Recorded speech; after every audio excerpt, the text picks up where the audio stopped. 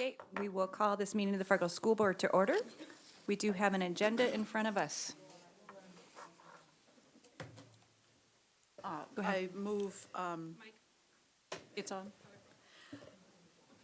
I move the approval of the agenda with the exception of moving business item 7A, secondary boundary adjustments, up to the front of the meeting right before staff reports. Unfortunately, I have to leave. I hope I'll be back, but I wanted to be here for that.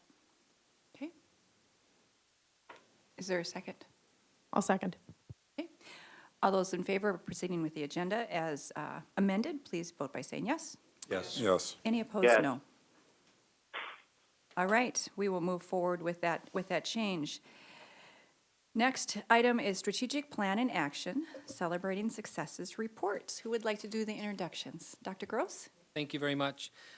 Tonight, as we talk about our strategic plan in action, we want to highlight a little bit around result number 4, communication. And here tonight, we have a group of students who've been working on project-based learning opportunities in which they've been able to demonstrate not only communication, but some of the other 21st century skills as well. And tonight, to introduce the group is Andrea Harmon. She is our science curriculum facilitator in grades 6 through 12. And with that, I'd like to turn it over. Thank you very much for having us. We just wanted to show you a little bit and showcase a little bit what we've been doing with project-based learning. So the big question is, what is it? This is a teaching methodology where we look at incorporating 8 essential elements. Big thing, you can see the 8 essential elements that we're looking at up here. We're talking about incorporating significant content, and most of the time the significant content that we're looking at is our standards. So we're talking about making sure that our teachers are reaching standards, but we're doing it in a different way. The other piece you can see, which directly leads into our strategic plan, is that 21st century skills, or those 4 C's, depending on how you're looking at it. Looking at in-depth inquiry, driving question, something that's actually forcing the learning as we go through, making sure that the kids are actually going through, it's called a need to know, figuring out what they actually need to know rather than me as a teacher or Mr. Arness's classroom, him as a teacher telling them what they have to know. The other piece that goes with it is voice and choice, making sure that they actually have some voice in what happens and being able to choose a little bit along the way.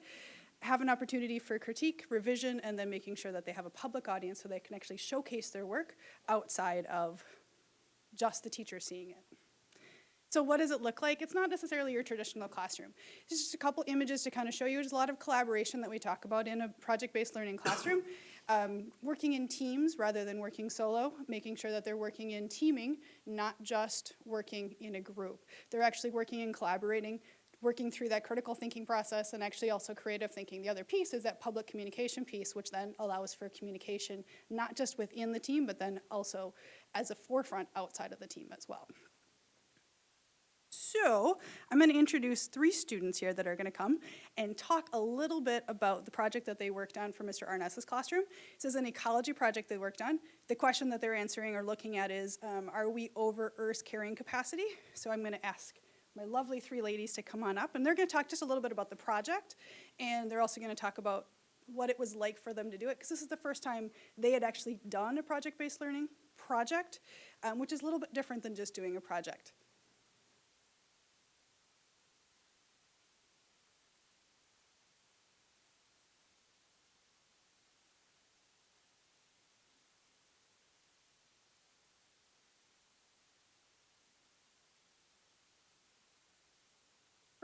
The first thing they're gonna do is actually just tell you a little bit about what the project was that they had to do. Do you want me to go to my slide? You can just throw it, yep. Okay. To go through all of it? You don't have to talk, just scroll through. Yeah. Yep.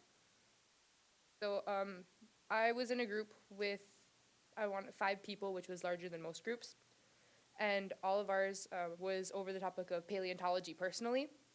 And I'm not gonna say that it wasn't easy, because it really wasn't.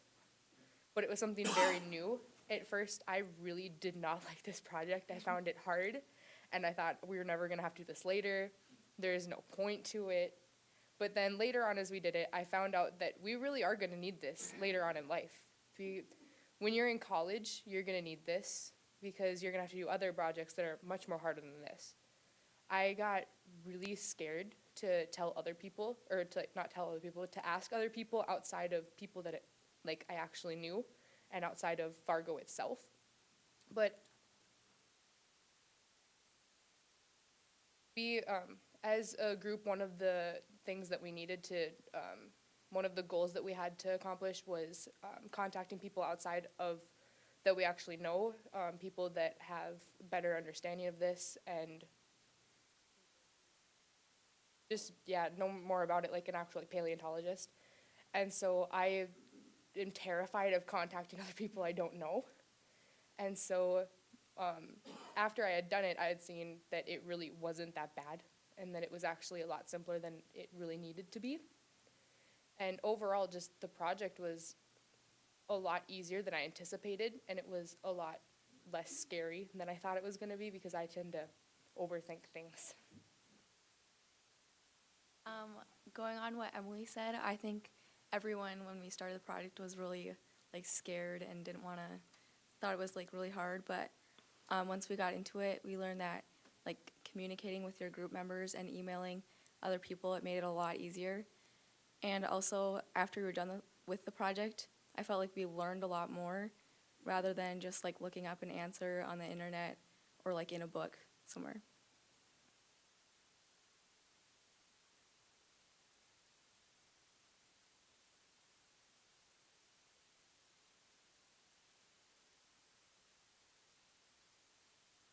Okay, and then my group was the environmentalists, and I was in a group with 4 people.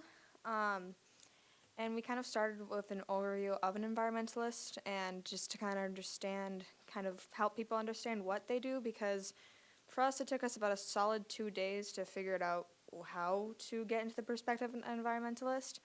And basically they make decisions on how to use natural resources in the earth and how to protect our earth. And then we go on to do a little bit of a like a background information before we get into the question of the carrying capacity, talking about symbiotic interactions of the ecosystem and how energy is transferred and what exactly makes up an ecosystem, like the biotic and abiotic factors.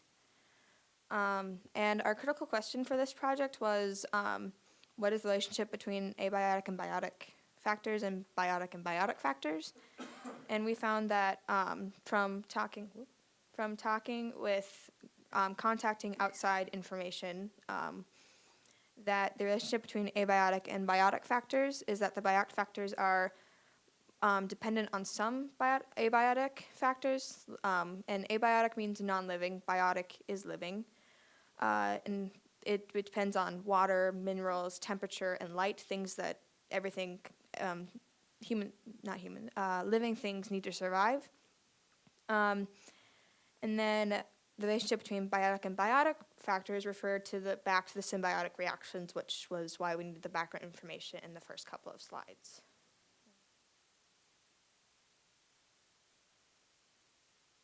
And then we had to talk about the cycle of matter, food webs and food chains, how organisms get their energy in the ecosystem. And then we went on to really approach the driving question. And we started with the definition of carrying capacity and stating that the human carrying capacity is 9 to 10 billion, which is kind of a lot. And right now I think we're currently like at 7 billion. Then we went on to say what kind of resources we use, how we use them, what resources we can use to solve this problem. And then we went on to list the people we contacted. And it was kind of scary at first because this was part of our grade and Blue Planet didn't contact until the night before the project was due, so that was a little nerve-wracking. Yeah. Yeah, so we asked Blue Planet and the other contacts a couple questions like, do you think humans are ruining the world? Are humans changing the climate? And what do you think Earth's carrying capacity is and have we reached it? Just trying to get in the perspective of an environmentalist. And many environmentalists think humans are ruining the world, and yeah, it wasn't a good outlook. What we got back. And they were saying there are many negative human impacts on the world, but fortunately people are aware of these and are trying to reduce these. And then many people also said that yes, humans are changing the climate. And then there was a statement from this, the provisional information for 2014 means that 14 of the 15 warmest years on record have all occurred in this century. And so there is no standstill in global warming, and from an environmentalist view, that is very bad. And then many people think that Earth's carrying capacity continually increases as we discover new innovations like in food production and medicine.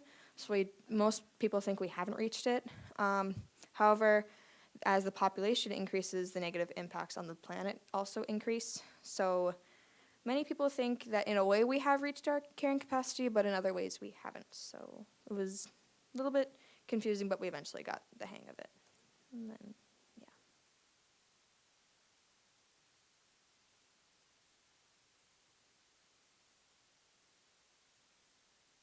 So the question is, why do we go through project-based learning? So we wanted to make sure that they could show off a little bit of what they are doing in doing a project. And this was the first time they'd ever done anything like this. And in the process, we actually also have, Gail actually has a few project cards so you can kind of see some other things that are going on.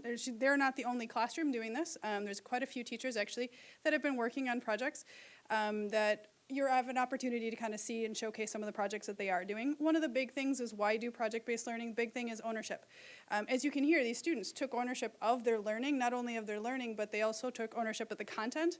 And they said, yeah, it was really hard when they first started, but they learned it better, which was kind of cool to hear, and I loved being able to hear their response on that. The other piece is engagement. One of the big things we all hear all the time is engaging students. If they're taking that ownership and they're the ones making those next steps, definitely seeing that engagement factor go up. Another piece is, honestly, those 21st century learning skills we talked about, you could hear them talk about it. They talked about working with other people. They talked about communicating.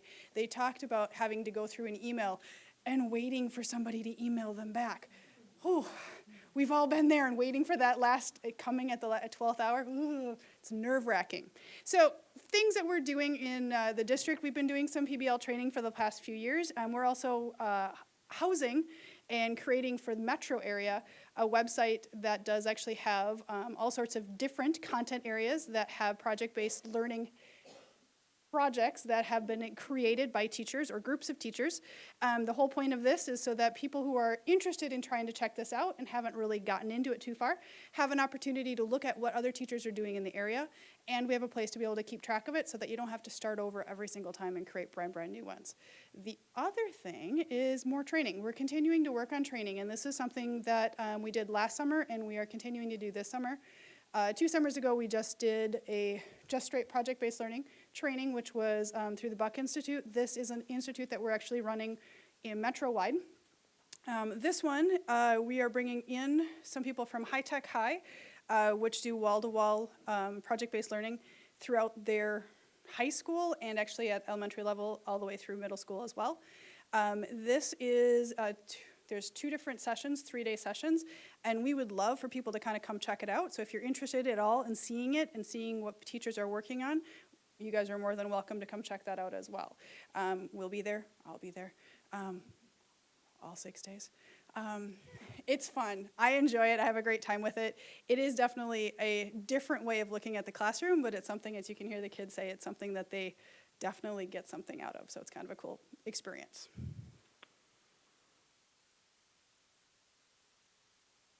Thank you. Any questions for our presenters tonight? John? Madam President, I'm just curious to the students, you know, sometimes we take words and we give them other meanings, and if somebody uses the word environmentalist in a real derogatory sense, I'm just curious what your reaction is to that after what you've just gone through. Well, at first I thought an environmentalist was someone who was like, okay, recycle every day, don't turn on the lights in the house, and use as little water as possible. Well, that's not exactly true. They also study the environment and how humans impact the environment and the human relationship with the environment. and right now it is in a negative case, so I'm just seeing it in the way we treat the world in a whole different light now that I've kind of gotten in the mind of an environmentalist, but it goes a lot deeper than just trying to, it goes a lot deeper than just trying to save the planet. It's also studying every effect that we have on it. Very good. Any other questions? Well, we did pass out a postcard. You can watch yourselves on TV. Brock is going to hand them to you now because we all like to do that, right? So thank you so much for spending part of your evening with us and sharing what you're learning up at Fargo North. Go Spartans. Okay. Thank you.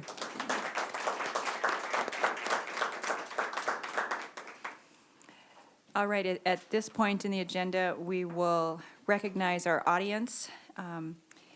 We have 2 people that have signed up to address the board tonight. Is there anybody else who would choose to address the board that did not sign up yet? Okay. What I'll do is call you in order to the podium. We have Eric and then Sean. At this time, the board will hear comments from the public. We ask that each speaker who has signed up to address the board state their name and address for the record. We also ask that speakers refrain from using this forum to criticize or complain about a specific employee by name. The board is indeed interested in your comments and will listen carefully, but it's not obligated to respond to or debate issues in this forum. Should you desire a written response to a specific question, you may certainly request it. This evening, each speaker will be allotted a maximum of 3 minutes. Our first person to sign up to address the board is Eric Christensen. Welcome. Thank you. My name is Eric Christensen. I live at 906 University Drive South. When big changes are made, 2 things help ease the frustrations of those affected by the change, even if the outcome is not what they wanted. Seeking input early in the process lets people feel heard and involved in that process. Informing, once the decision has been made, helps people prepare for the change. I appreciate the informing nature of the public meetings that were held regarding the secondary boundary changes, but they were much too late in the process to give people a sense of being heard. Presenting one proposal which has unanimous preliminary approval from the board does not make people feel that you are welcoming feedback. It feels like the second part, informing of a decision. I applaud the board and administration for their work on the informing piece. It was not long ago that even that was missing or inadequate. However, seeking input early is still missing. I encourage you to thoughtfully consider this next time these contentious issues come up. It is impossible to please everyone, but it's not impossible to ease frustrations by letting people feel heard. You have half of the equation right. Now you just need to work on the first half. Thank you. Thank you, Eric. And next we have Sean Basicek. Did I get close? Yep. Okay. Hello, I'm Sean Vasicek, and I live in Fargo, North Dakota. And I'd like to start by thanking the school board for providing us the opportunity over the past month to provide some input and feedback. However, I feel it was perhaps a decision that was already made, and there really wasn't much that we could do to change your decision. And I'd like to respectfully request that in the future on hot button issues, you do a little additional, take a little bit extra effort in your communications. At the February 24th meeting, there was lots of praise for the excellent job that you have done communicating this issue, and I guess I do take exception to that. I think that it came only after that meeting when the community was invited to provide their feedback, which I once again feel was after the decision was essentially made. And when it's in a neighborhood that we've moved into for specific reasons for the schools, and we have invested a lot of our time and effort, it's something that's going to be very difficult to adjust to those changes, and we would certainly appreciate having an opportunity in the future to have communications up front. Thank you, Sean. I'd like to ask a question, Robin. Okay. Are you Can asking you the hear me question okay? of the board, Paul, or do you want to wait until this is on the I just want to agenda? ask a clarification from Dr. Schatz, because since I'm not there, can't see all the paperwork. But this decision tonight that we're looking at considering, that is a direct result of the discussion we had some time ago with regard to these issues. And I'm just trying to remember when that discussion took place. The first time it came up, Paul? The first time this was presented, was it about a year and a half ago? Okay, I was just Or trying no, to but keep that Jeff, straight in Jeff's, terms of Jeff's timing. hesitating. Well, I guess it's a pretty generic question. I guess if you're alluding to when did these discussions begin, it was last year. Really, discussions began when we started our long-range facility planning process, because initially we were talking about all the different factors of facilities, and many different things were talked about, and boundaries were part of that, along with what should we do with schools and those types of things. So it's been going on for quite some time. And then last year, of course, we had, when we did our elementary adjustments, we had lots of conversations. We were looking at secondary at the same time. We approved the elementary, put off secondary, and then this past year, did some more looking at it. We had it at our retreat, presented at a board. So I mean, it's a conversation that's been going on for a long time. Okay, does that answer your question, Paul? That does. Thank you for the clarification. Thank you, Paul. Due to an amended agenda, our next item will be 7A, secondary boundary adjustments. And Dr. Schatz, you're still on. Thank you. Members of the board, I would just present to you the package that you received previous to the board meeting in your board information, and that is the proposal that we have brought forth for your consideration with regard to making adjustments to the secondary boundary lines. Just a couple of adjustments to the original plan that had been brought to you on the 24th. We did make one small adjustment to the southern boundary line, which has been discussed also at the public forums, taking a quadrant of an area, I'll use Bob's term, catchment area, from 32nd, 18th Street, 32nd over 25th down to 35th. And that was, always has been Davies Discovery, and we left it there. So that small adjustment's been made on the map. This would be on page 3. If you look at the proposed secondary boundaries, if you look at the first, well, you wouldn't see that. Proposed secondary boundaries. So if you look at the little quadrant, okay, you got that? Okay. And then also, I just wanted to point out to you the petition form that's in here. We went and actually created what the petition form actually will be. So what you see here is what we have right now is we have 3 different petition forms that go along with our policy. This would add a 4th, and this would be specifically for those folks that are in that petitioning process. Accordingly, if you approve this boundary change, this would be the form they would use. You know, the part about the family member connection and the siblings and things like that. So I wanted you to see what that would look like in its entirety. We will also, if this is approved, bring to you the next meeting just an updates to policy 6710 as to what it all looks like. But this at least gives you an idea of what that petition form would look like. Other than that, the majority or the rest of the report is pretty much what was presented to you before. And we are here to answer any questions you have, and I guess it's up for your discussion and consideration.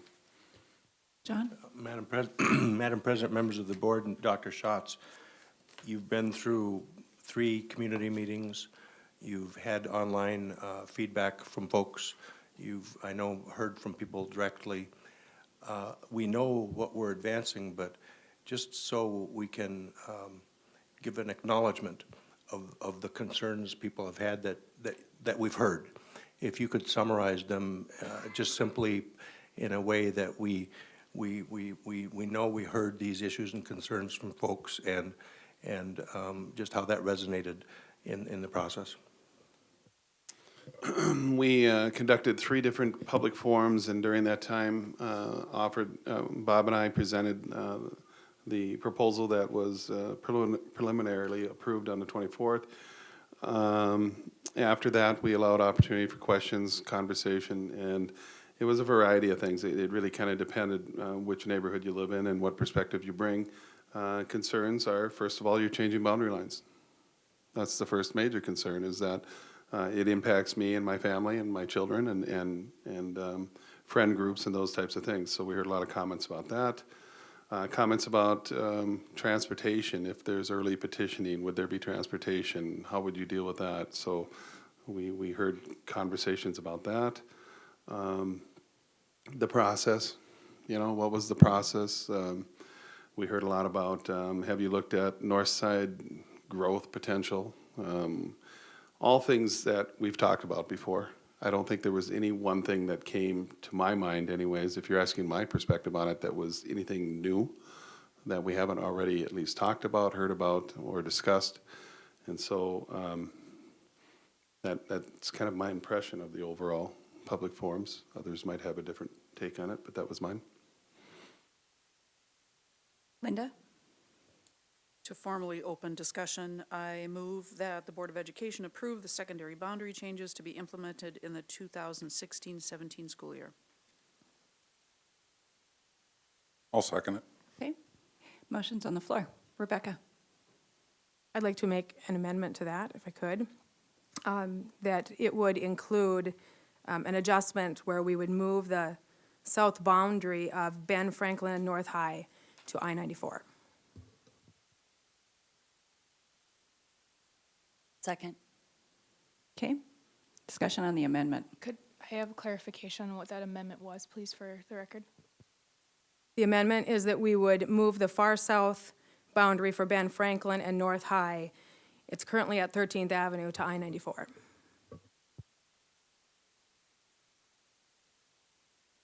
Do I need to second again? No, she's just clarifying. Okay. Discussion on the amendment. So, just so I understand this, you'd like all of the people that live around South High to attend North, right? I don't know, Bob, if you want to pull a map up and we Well, could. no, I know that South High is on this side of I-94. So if I-94 is going to be the south edge of the North High attendance area, South High itself, the building, would be in the North High attendance area, right?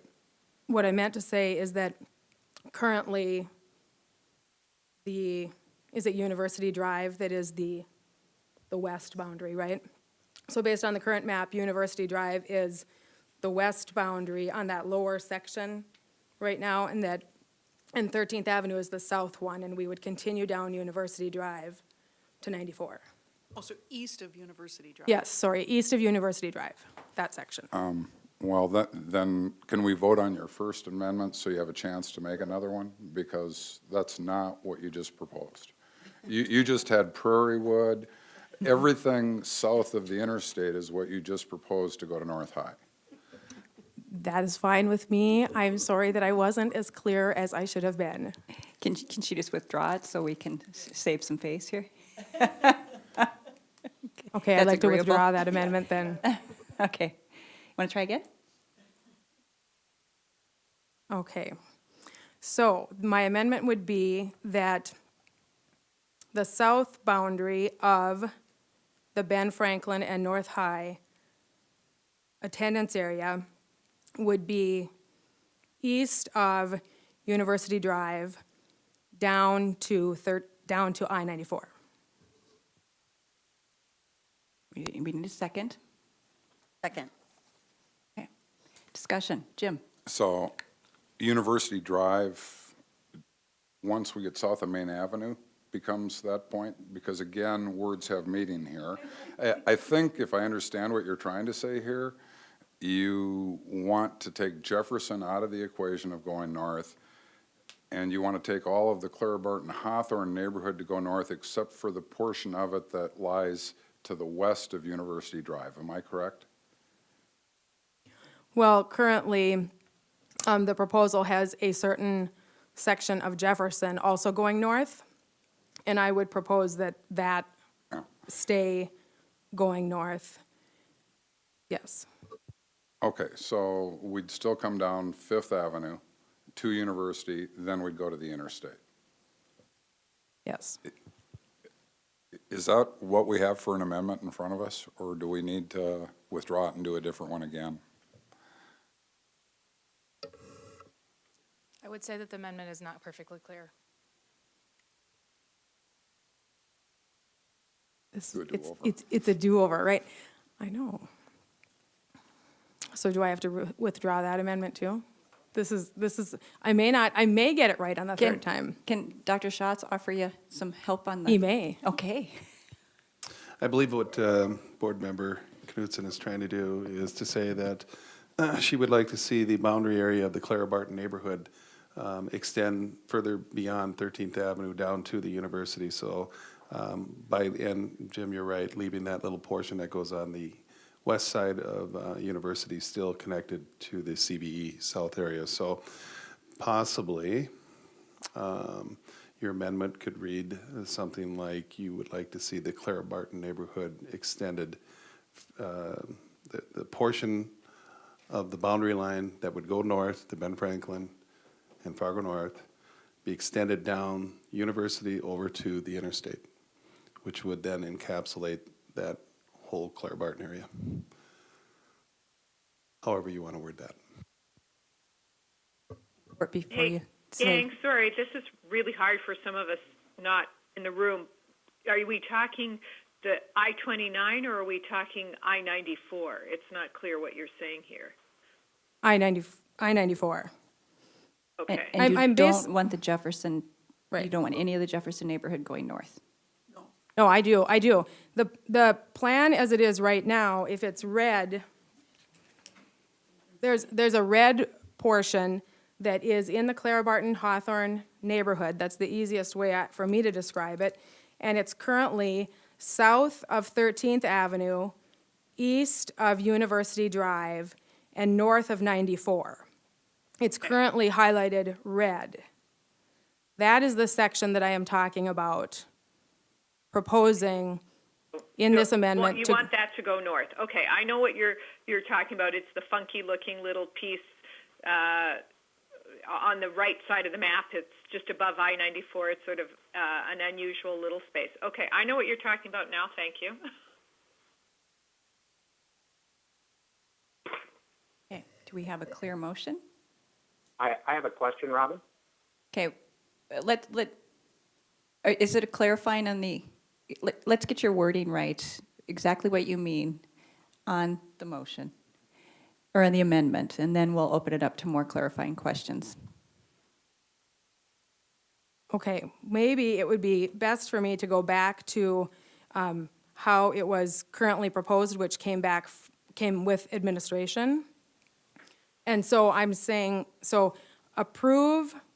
a motion to approve as administration presents, with the exception that the southern area, the area that is in the Clara Barton Hawthorne neighborhood that is south of 13th Avenue, that it extends, that southern boundary then moves to 94, and that the eastern boundary is, that the western boundary is University Drive.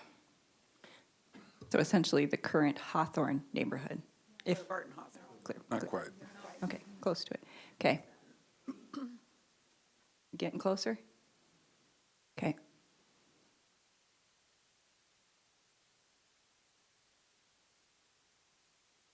Give it a try. Can you restate?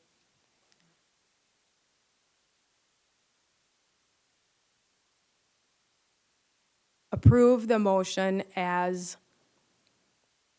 presented by the district.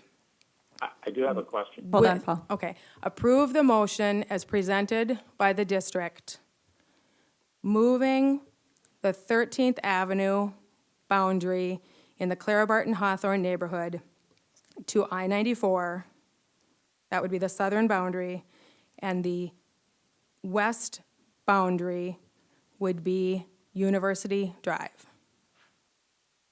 That area, along with what is currently proposed by the administration to go to Ben Franklin and North High, would be added to go to those two schools.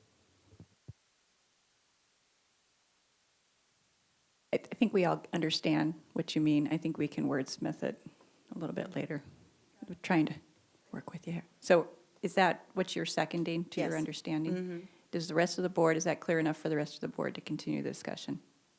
No, I have a question. Go ahead, Paul. Well, it sounds like from Rebecca's comments that the western boundary would be University Drive.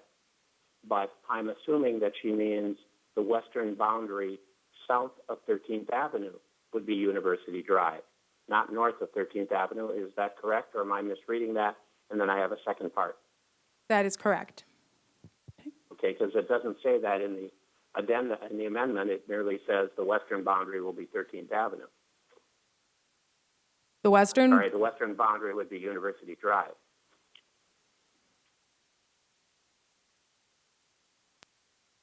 But Okay, go ahead with your second part, and it looks like Jim might have a suggestion too. my second part would be, does Rebecca or Dr. Rolla have any kind of input as to what kind of impact that would make on student numbers?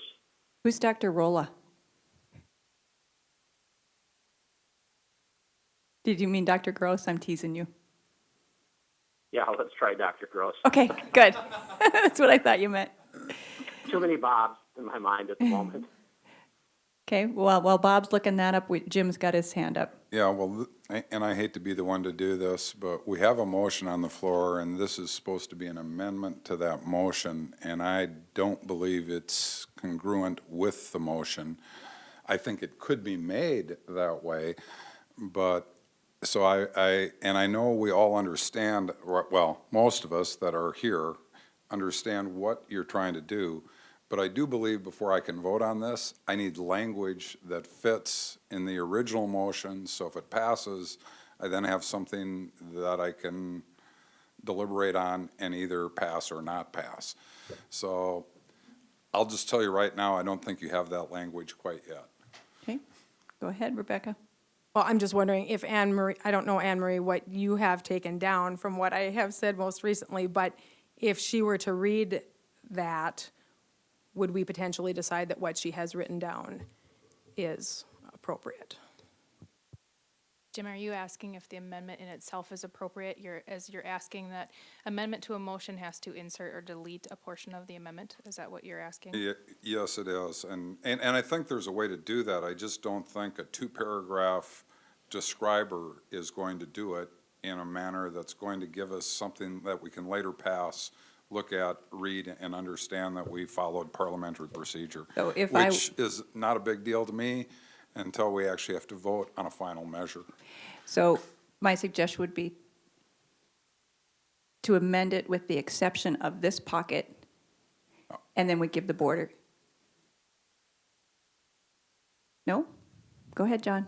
Madam President, what you proposed is approving the motion as you've amended it.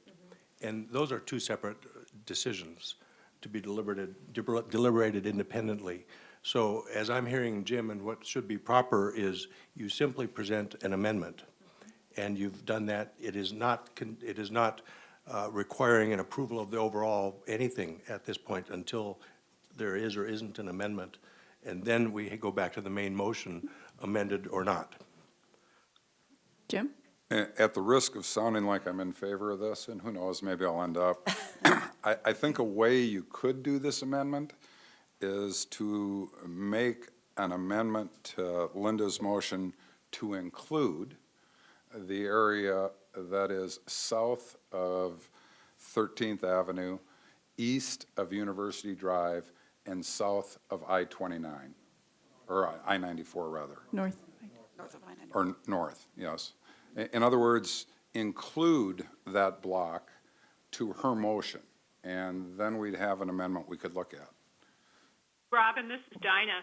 Maybe this will help. If we all are clear about what she wants moved to North High, would this mean that the entire Clara Barton Hawthorne neighborhood would then be in the North Bend attendance area?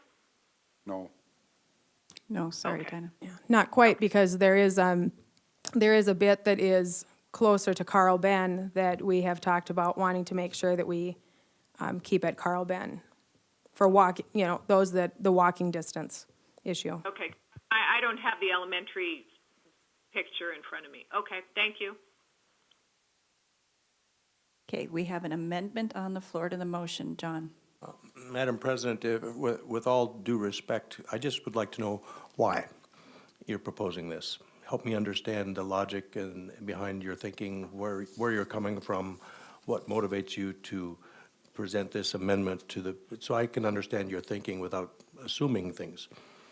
Yep, that's fine. Well, a few reasons. First, after listening over the past few weeks and asking more questions and looking at the student population and hearing more about, needing to create additional stability for the north, for Fargo North and for Ben, I'm kind of starting to feel like maybe what we do need to do is push it farther south so that we do then have some additional stability in North High. I think it would add currently around 59 students. Bob would have the information, but it would allow us to, I think, say that, we're looking at that and it's even more stable than what a 13th Avenue boundary would present. Secondly, it would free up, understanding that everyone in the district can petition, to go to a school so that we all understand that. But it would ultimately move more kids north, freeing up some opportunities for additional petition openings at both Carl Ben and North High that aren't there. So folks that are, if there are still folks, whether they're in that Claire Barton Hawthorne neighborhood or whether they're in another neighborhood, the opportunity for a principal to say, yeah, we have a spot for you. It would encourage, because they have to, more kids would be going north automatically. But then obviously there would still be the petition available to those families that are interested to petition to South or Carl Ben. And this also includes, everything in the proposal that is put together by the administration where we have there are, I believe, 3 petitioning scenarios where students will be automatically granted the opportunity to go to stay within the middle and the high school feeder program based on their families, to try to create that cohesion if wanting to. So those would be the main reasons, I guess, showing too that a variety, there's been, tons of community involvement in this. I've looked through the information. I've looked through and categorized about 105 different responses to the emails that have been sent into the district and mine. I just want to share this here because I want to thank everyone too for participating. There were about 15 that said, yes, I love it the way it is, let's go for it. There were about 23 that said they were really concerned about transportation issues. There were about 8 that said they were concerned about the socioeconomics. 12 weren't sure was this going to solve our problem enough. Should we have more kids going north? Is this the right solution? And then there were about 46 that said, I'm concerned about family situations, friends, splitting schools, neighborhoods, that kind of thing. It adds up to about 104 kind of different responses. So that's really fun to hear. I wanted to make sure that people understand that we care about what you say and we're trying to take into consideration what we can. And I have some additional suggestions too if we get past this point that I'd like to visit about. But those were the 2 main reasons, Jim, why I'd like the amendment to go through. He's sitting next to Dr. Rolla. Linda? I'd just like to ask Dr. Gross, I'm not going to continue the joke, and Dr. Schatz, I know this was one of the scenarios that were originally considered. Remind me what determined going with 13th instead of going all the way to 94.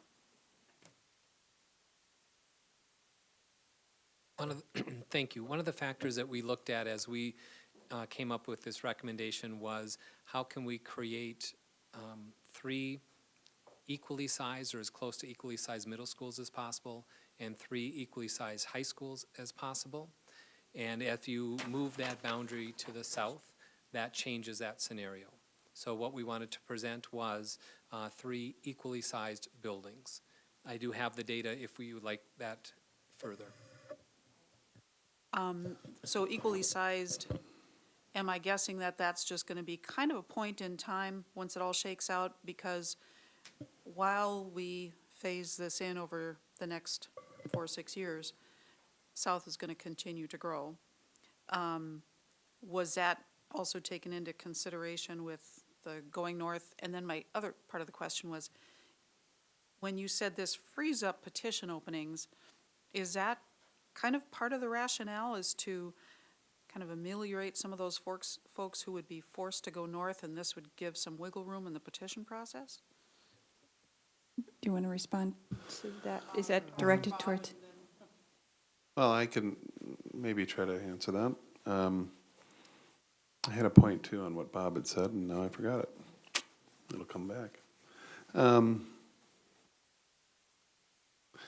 With regard to CBE, I think one thing you have to remember is that the long-range enrollment projections were that it would continue to grow and get to up to over 1,000 in 5 years.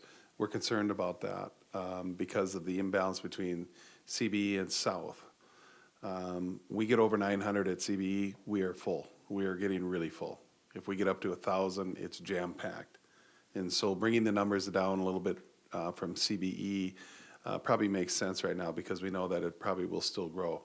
But that disproportionate numbers between South and CBE make it complicated because you can't move a bunch of kids north into CBE and South because CBE can only accept so many kids, and then they wouldn't align, that, you know, they have to align with South.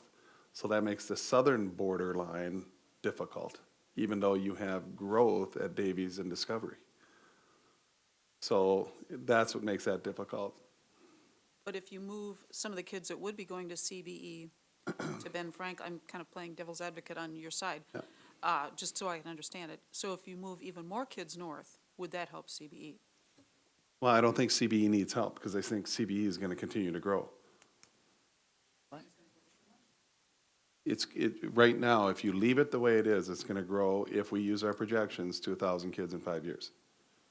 Okay? What they're proposing would bring that number at CBE down, allow you some flexibility for petitions, but yet still let CBE grow and have the room to do that.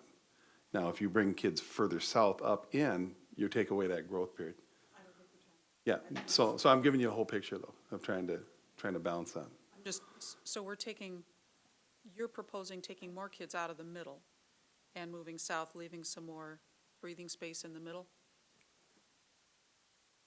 Okay, so, I think what Dr. Schatz is also saying is, you're saying, if I understand this right, you're saying that if we take that section down to I-94 and put them up at Ben Franklin and North High, that helps additionally to alleviate some of the numbers at Carl Ben that will assist us with additionally some of the future growth that we see. That's what I believe you're saying. That would help with that if you did this, okay. But then just like you've talked about too, petitioning, if you have people who still want to stay there, there'd be some room to do that and give you more flexibility there, so. Jim has a question? Well, 2 things. I'm hoping we'll either have you withdraw this and put new language in, or I'll be voting against it, hoping for some new language that makes sense in a motion. But just to be clear, if we look at before this amendment, the data that has been provided to us, CBE is going to hit about 900, and there's nothing that really gets it ever past there till we change the map. There are no parts of that attendance area that are undeveloped. So unless somehow we can create more kids per household, that school is really stable because it's in a very stable part. What this would do is it would take some kids out of that potentially and put them into Ben, which would theoretically give us the capacity later in life, this will make everybody happy out south that's listening on TV, to move the boundary between South and Davies past 32nd or 35th, farther south, because we'd have capacity at CBE that the catchment area of either of these maps isn't going to fill up. At least I don't believe it will. So that's where that capacity issue might be beneficial in the future, is it would allow us to move more Discovery students into the CB attendance area. I'm not saying that's a good or bad thing, but I do still think we have language on an amendment here that doesn't fit with the amendment. Can I say something? I've been quiet. My one concern with the amendment tonight is now this neighborhood will be surprised by the amendment, and we haven't had a chance to get their feedback, so I'm a little concerned with that. Go ahead, Rebecca.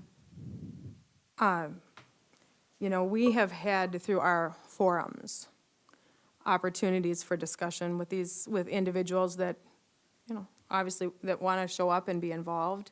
And and I'm sure this obviously isn't everyone, you know, that lives in the district, but referring back to the emails that were sent all, you know, to all of us in the district, and those that I have received, and again, this isn't everyone, because not everyone shows up for the march on, you know, Washington and that kind of a thing, right? The suggestions overall, I mean, comments were, is the boundary moving far enough south?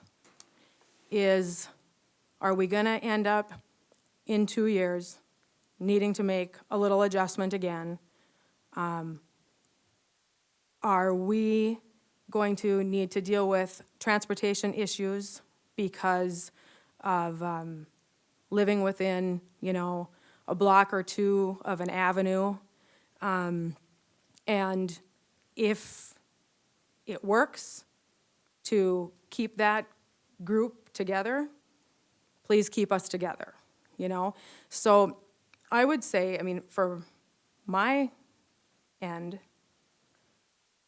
it's not as much about, can you keep us together? It's more about, well, there is that, it seems to be there's other information that also supports the idea, which I think is probably why it was one of the plans presented to us at the beginning. So I guess I'm kind of saying, I think that there has been feedback in that area, and that feedback has been, for example, I don't think I have feedback that says, I'm so glad that the line is at 13th. The feedback has more been, if you can, you know, can you figure out a way if it makes sense, if it doesn't do harm, if the numbers work out, take us all. I mean, there are people there south, you know, south of 13th. Take us all, with the idea that just like that you can petition to, you know, Carl-Ben and North if you want to. Oh, and I get your point. My concern is the people that show up at those meetings are the ones that are unhappy with the moves generally. So I want to make sure that those people have a chance to voice their opinions, because we'll probably catch them off guard. And they'll feel that we snuck it in at the last minute and they didn't get a chance to give feedback. Just my personal experience. But I get what you're trying to do. You're trying to add longevity to the plan. So, okay, David, did you have your hand up before and I forgot to call on you? Robin, I have my hand up when it's my turn. Okay. I think John answered the first part of my question. The second part was, are there 59 students in that, and that would be K through 12? In that area, as I look at the data, there are 59 middle school age students currently. Okay. Dinah? Sorry, so that was my question too, what the actual numbers were, because I hadn't heard that. I know, I'm sorry I'm not in the room. You know, I would rather have been there. But I guess, you know, the administration, as it's been said already, we've been over this this isn't brand new. We've been on it for over a year, probably closer to 2. And this is the scenario that came to us from the administration, from all the ups and downs and in and outs of the permutations and combinations. So I'm sorry to put you on the spot, but I need to know either why you didn't recommend it the way Rebecca did as the final proposal, and or whether this doesn't make enough of a difference that we should go with it if that's what everybody agrees to. I just really, I understand where Rebecca's coming from, but I don't know, is that part of the right answer or not? If it was, it might have been presented the other way. So if you can help me with that, I'd appreciate it. Well, Jim has his hand up, and then I'm thinking you're directing that towards somebody in administration. So we'll let Jim comment. Well, Dinah, just to refresh all of our minds, when we looked at several different varieties of how we might do something different, one of them was to take the entire Clara Barton Hawthorne attendance area north. That did not include any of the Jefferson neighborhood in that scenario. Another was pretty close to the variation that came forward as the recommendation that we started with tonight. One of the reasons, I'm not saying it's the only reason, but one of the reasons that we didn't actively pursue farther, taking the entire Clara Barton Hawthorne neighborhood north, is you physically will have people that live south of South High by Avenue attending North High. So physically, it just on the map, logistically, is kind of hard for people to wrap their arms around. But of course, we're a long, narrow city, so that creates all kinds of different geographic anomalies. This would just be another one. But I think that was the biggest reason that we didn't pursue it further. Okay, I think the questions have been answers about the amendment, but we need to work on the wording, but now I see John's hand again. Rebecca, I first of all want to acknowledge your due diligence to try to listen to the people. And in that context also, if the board were to go down this path tonight, I would strongly want us to, even tonight's meeting, we had 2 folks speak to us saying, give us notice, give us a chance to digest and participate and engage and give us some early input chances. So if we go there, you know, I would, in my mind, this puts everything on hold until we get a chance to go back, if we go there, till we get a chance to go back to the people. And secondly, I'm just curious, I find it kind of interesting, and it's maybe real, that the taco shop down there is in North Fargo now. You know, it might be real that Dakota Hospital or Sanford down there is now North Fargo. It might be absolutely the reality we're facing, and that our community needs to understand also where our map is and where our people are and what's happening to the footprint of the city.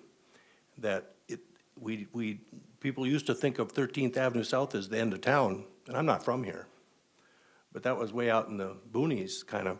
Now we're talking about 94 being the beginning of North Fargo. And again, this is just anecdotally, but it's what's happening in Fargo also. So, but if we do pass this, and with all respect, if we do pass this, you know, I feel compelled to go back to the people. I've got Rebecca and Jennifer. John, are you saying in regard to, you know, previously we gave preliminary approval to the plan that's in front of us? And I guess I'm trying to get an understanding of how you would see that going forward. I mean, if we gave final approval tonight, we wouldn't be going back to the community saying, we're looking for your input. We'd be going to them to explain to them what the plan is and answer any questions, but not really, you know, for input for further changes. And so I just was trying to get an idea of what your thoughts were there. Go ahead. Madam President, Rebecca, I would consider this something akin to a first reading if this were to evolve and were to get passed. And I need to hear more from staff as to the pros and cons and if they could or couldn't live with this, or if maybe this was their first choice all along or not. Raising my hand. But I would consider it something akin to a first reading where we would say, okay, we've modified the plan tentatively, and we need to give the folks, the people, a chance to digest it and analyze it and give us their response before we vote on anything final. Jennifer? So, just a couple of comments. Oh, it's on. So just to add on kind of what you're saying too, John, the preliminary plan that came to us has changed. Am I correct? You mentioned that there was a piece of it that is being modified. Just that small piece down by 18th Avenue over to 25th, yep. So we are 18th Street to changing it from 25th. its original Yes. discussion. And that was mentioned at all three forms too. Okay, but, okay. And then also, when I look at the numbers and we're talking about 59 students moving north, as I go through it in my mind, I think about, all of the responsibilities that we have as a board, and one of them is to be fiscally responsible, right? And we have a building up there with a capacity of 1,300. Now, that's not ideal, right? We don't want 1,300 kids in that school. But we're looking at the current preliminary proposal, putting 759 there. With what Rebecca is stating, that's an additional 59, that's 818 kids. We're still not even close to 1,000, right? And that's going to remain stable over time, to the best of our ability in terms of the research that we have, in terms of where the growth areas are, right? So I'm just, another thing I think that we should be thinking about is that longevity. I mean, that just speaks again to the longevity of the plan. And, I mean, I think it's maybe a different discussion about if we're talking about then moving south to the middle to fill there as well. But since we're just on the moving from the middle to the north, I'll leave it at that, but that's it. Yeah, but to clarify for me, it wouldn't be just the middle, though, it would be the high school also to the north. Yes, yes. So I'm sorry, I meant middle of town. I think that, I'll comment, I think that you have the longevity and the foresight. I get what you're tracking here. That's also one of the components is 94 goes down to maybe 20th Avenue South, South High is on 17th Avenue South. So you're talking just a couple blocks off, 3 blocks off from south, they would be driving to north. And that was really an overwhelming statement that I heard. We're driving past a school to get to another one. And so I think administration was very sensitive to that, so we don't move people living right next door to a school. And that's all a balancing act. Is there anything new on this amendment that we want to talk about? I think Paul's trying to get. Oh, Paul, do you have your hand up? I do. Okay. Thank you. I think the issue is well-defined, and I think it's good that Rebecca brought it forward because I do think it provides some foresight toward the future. But I would agree pretty overwhelmingly that we, at this time, probably do not want to include the group of students that would be beyond the south edge of the actual high school, and certainly well beyond CBE. I don't think we'd want to include those in the ones heading north. At least I don't think that would be a good idea. The nice thing is that if we have to, and we may not want to, but if we have to, we could revisit this issue in the future if the problem continues to grow. However, I think that the possibility is that the north part of Fargo may see more population growth than we have expected so far, and those numbers certainly may grow beyond 800 at North High. Thank you, Paul. Linda? One thing to keep in mind, too, when we're talking about petitioning, and I talked to some of the folks from the Claire Barton neighborhood, is that they can always petition to go north, and they'll be accepted, simply because we're trying to fill up north. So rather than move the whole area, just let folks know that they can, the ones that want to stay with their friends or whatnot, they can still absolutely go north. If it's an issue of transportation, you know, maybe there's simply a drop-off point on a bus pickup, or I don't know how that would work. But I think the folks who said take us all certainly isn't the entire area either. I'm starting to sense some consensus on the amendment. David? If we're comfortable that the wording of the amendment now meets Robert's Rule of Order, I would call for the question on the amendment. I'd like to hear it.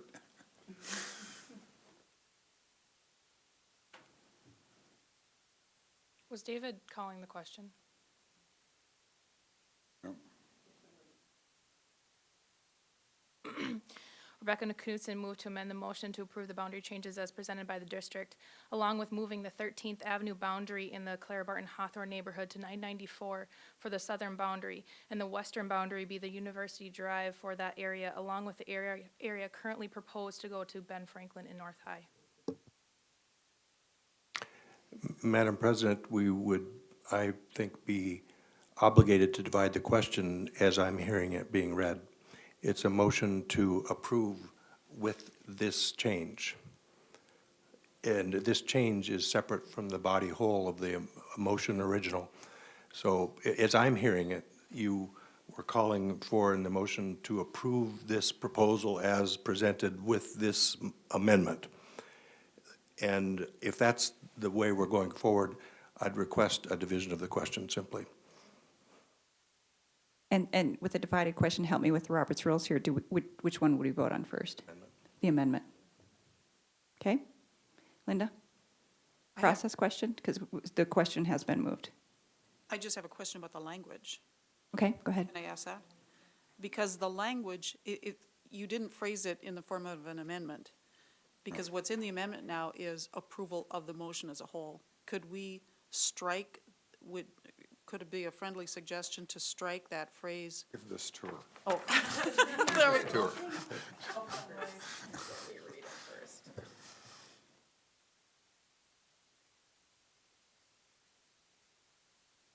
Madam President.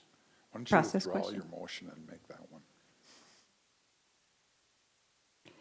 Go ahead. I thought we had already divided them. No. Okay, because I had called the question on the amendment, not on the original. The problem was the amendment includes the original motion. That is the problem. And I just think you can fix it really quick. Go ahead. So I could remove, Just withdraw. Withdraw. Make that one. okay, I'll withdraw. And, Say okay. Sure. okay, I'd like an amendment, I'd like to make an amendment to include the attendance area that is south of 13th Avenue, east of University Drive, and north of I-94 for Ben Franklin and North High. If that is written, I request to receive it, please. Then we'll need a second on that amendment. Second. Okay. I see no hands. Dinah and Paul, are we good? Okay, wait, so now we're going to vote on the amendment. Does David's calling the question apply to this new amendment? Because I never did hear from administration. I heard Jim's response, which I appreciated in terms of the history of why we didn't include that. But if there was anything else that the administration wanted to add to why Rebecca's amendment piece was not included in their presentation, I'd like to hear it. The amendment is still on the floor. So go ahead, administration, if you'd like to respond. It was last year. You know, that part, we gave you two different options. We gave you that one, and we gave you this one that we've proposed now. And after feedback from last year, over the year, the retreat, all these other things, and looking everything at all the numbers, we felt that what we brought to you was the best option at this time. So that's why it's where it's at. If you want to move that many kids north and go all the way down to the interstate, that's a doable option. When my feedback that I got last year from people in that area was, don't do that. And so that was part of the decision-making process too. Same argument that Jim laid out. Heard that from several people. So it's a weighing of what people tell you. And so what we brought back to you was what we thought we had heard would be the best possible option to bring forward without having that group down there, especially with the petition where they could go north, because that option still is there then. So it's convoluted and it's a little bit complicated and it gets a little foggy when you've been doing this for 2 years. Dinah, is that satisfactory? Yes, thank you. Okay.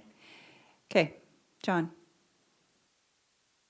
Madam President, members of the board, then what this begs is a response from folks out there that will say, well, we moved to this neighborhood expecting that our kids would be going to this middle school and our kids would be going to this high school, and now you've just changed it all. And we bought a house with this expectation, and now we're not happy we bought where we did. I can see some people saying that. And that's one of the things and again, with the highest respect for your effort here, it's one of the things we're trying to do is to honor people's life decisions as well, as best we can, given the dynamics of a town or city that's exploding further south geographically, while the schools are up north. I've got Linda and Rebecca.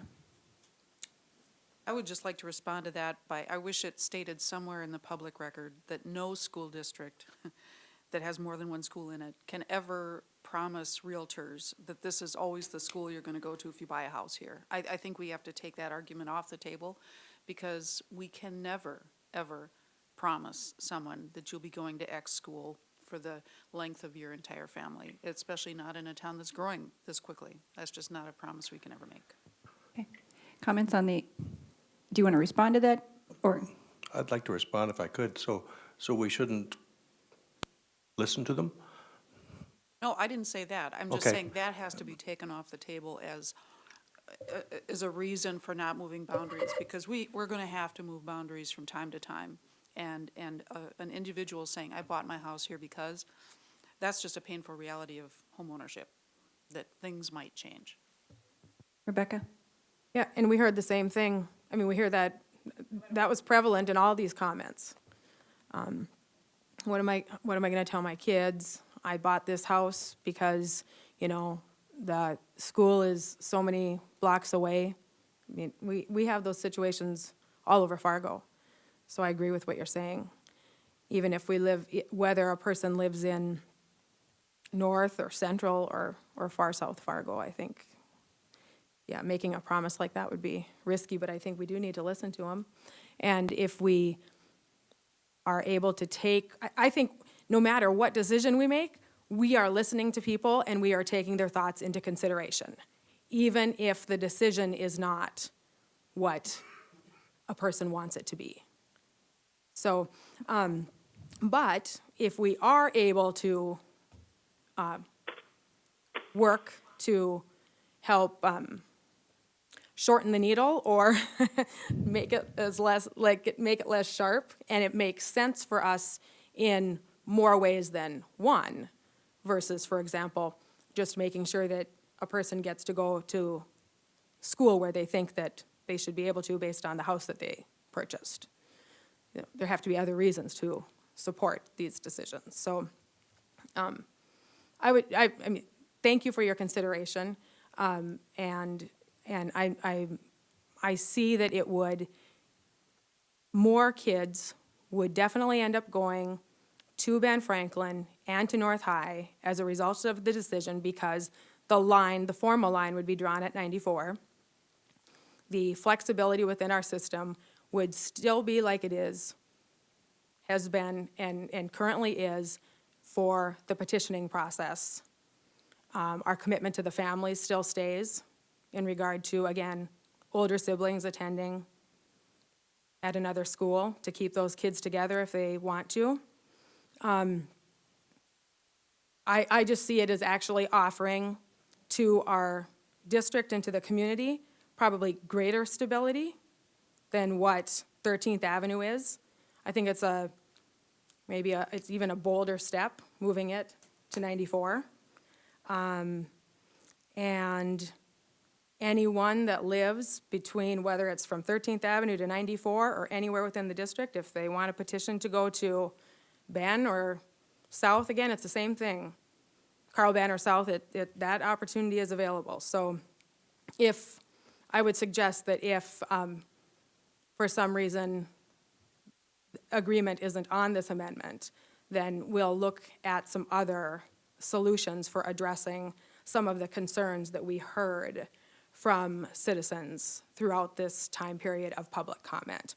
I also see the adjustment as an example of the way we have listened to folks within the last few weeks in this public forum comment time. We're simply, for good reasons, simply not approving the plan that was presented to them,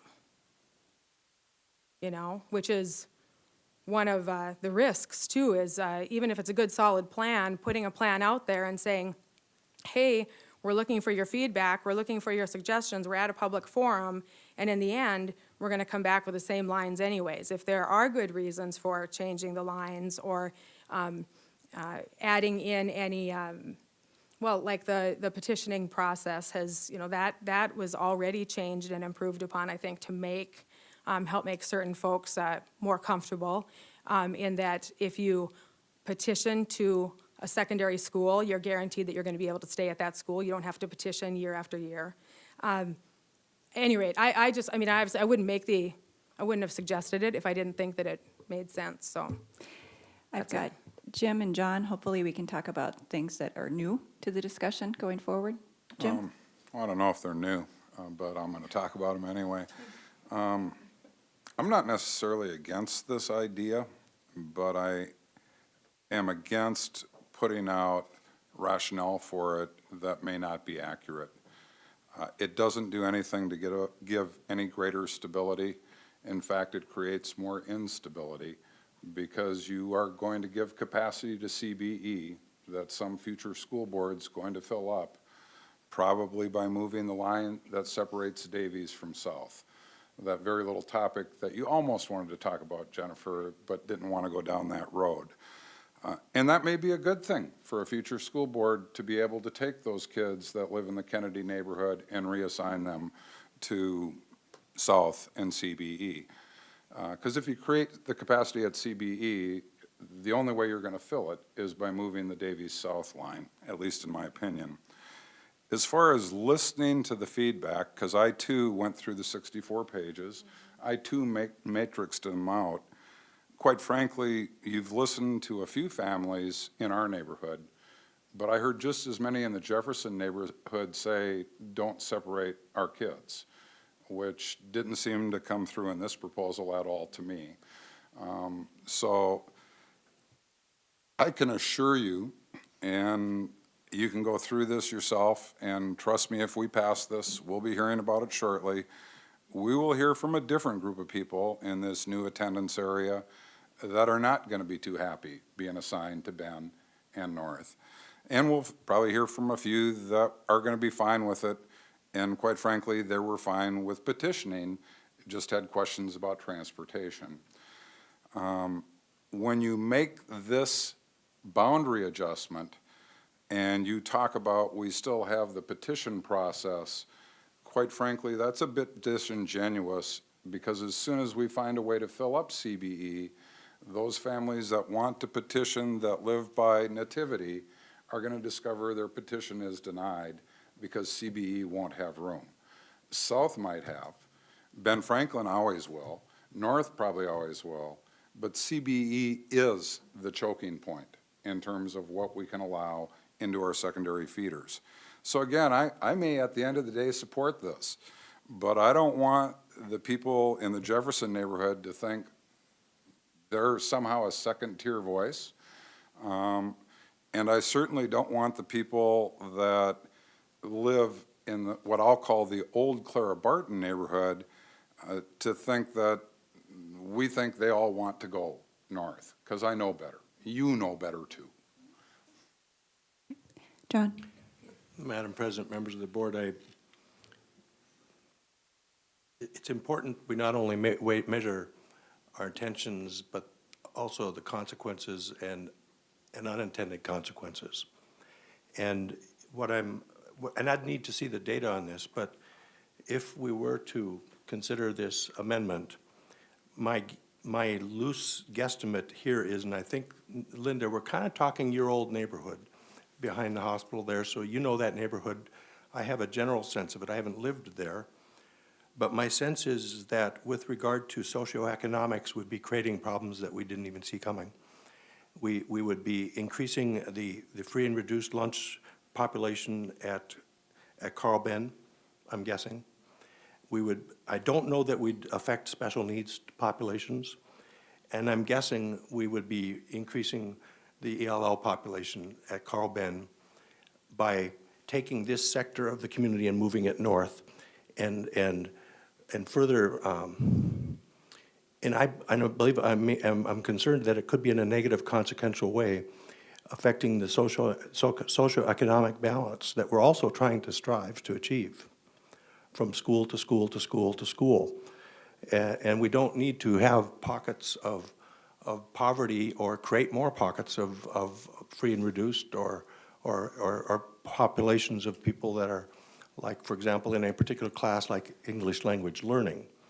So I'd be just concerned about the impact of this shift in that population east of University going north, because I don't think it's the most demographically, socioeconomically stratified part of our community already. So that's just another bit of new information to put in our thinking caps. Rebecca? Well, I'd be concerned about that too. So to answer the question, could we have Dr. Schatz or Dr. Gross provide us with the information to help us? Well, Bob, why don't you, I think you should just report it. It doesn't make a significant difference by moving that area one way or another. That particular area is pretty stable when it comes to SES and all those other factors so if you move that north, it's not going to change it significantly. Am I correct, Bob? As I compare the data that is provided for you in your packet on page 3 to what I was able to quickly develop on our software, and compare the middle school numbers, we're looking at a similar percentage of ELL students. As we look at what's posted in your packet at 10.1%, this suggested change would change that to 10.9% at Carl Ben Isles. As we look at free and reduced lunch status, what's in your packet, it shows a percentage at Carl Ben Eielson of 35.8%. That suggestion would change that to 38.5%. Jennifer? Okay, so in addition to that, when Jim commented about future boards potentially filling up Carl Ben, when looking at the original numbers, there were approximately 31 kids that we talked about in the preliminary plan, moving from the Davies, Discovery Davies area to Carl Ben.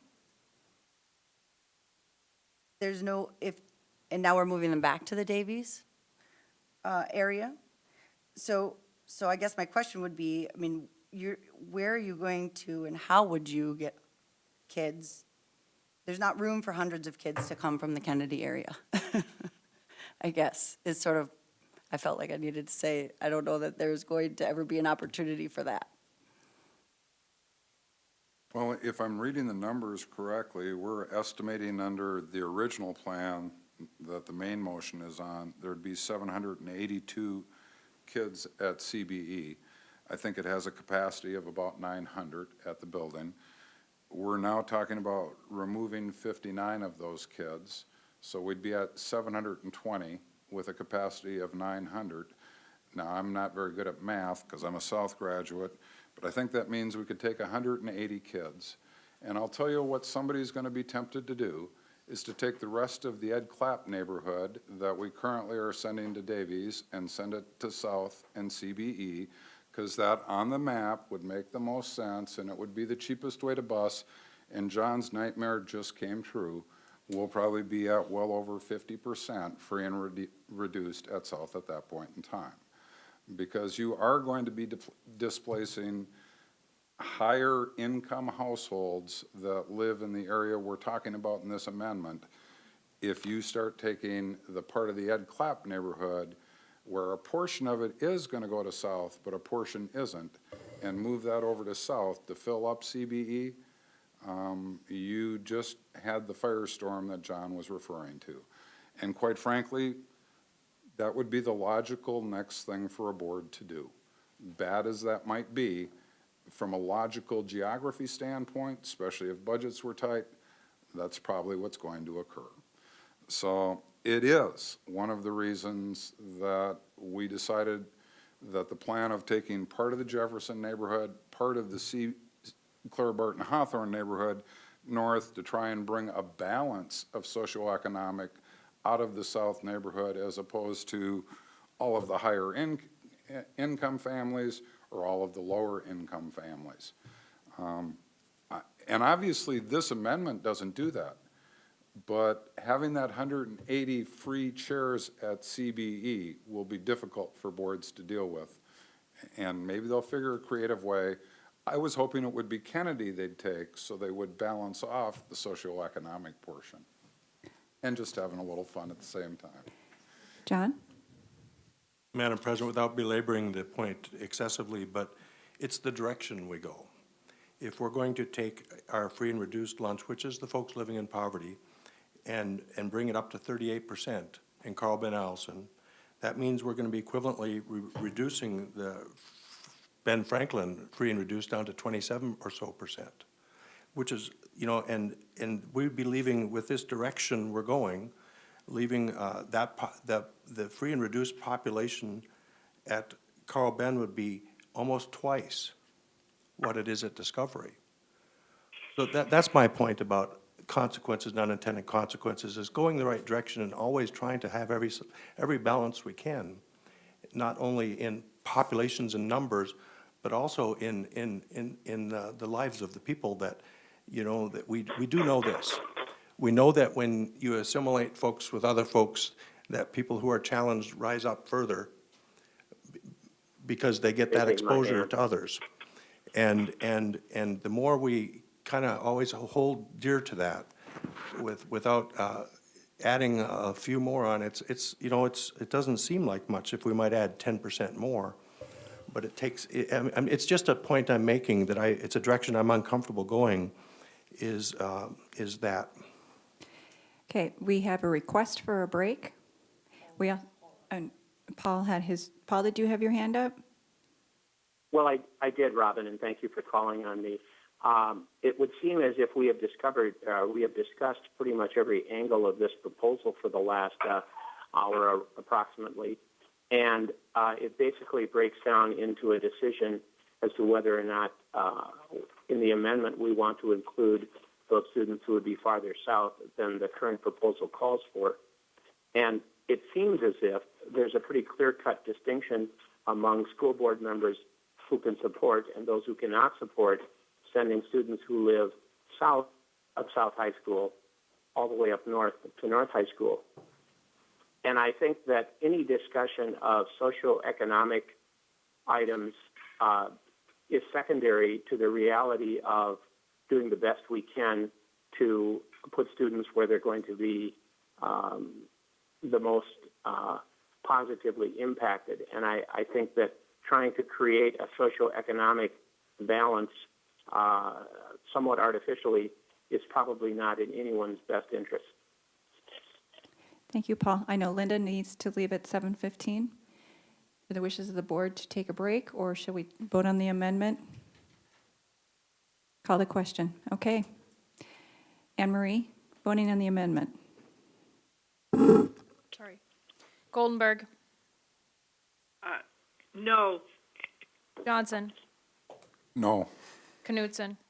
Yes. Myers, No. Paulson, No. Strand, No. Benson, Yes. Boyd, No. Nelson. No. Motion fails. Amendment fails. Now we're back to our original motion. I'm going to call question. Okay. Need a second. Second. Okay. Oh, I What- can't second to my own. I made the motion, I suppose I can't. No, you Second. can. Seconded question. Okay. Anne Marie? Johnson, Yes. Knutson, No. Myers, Yes. Paulson, Yes. Strand, Yes. Benson, No. Boyd, Yes.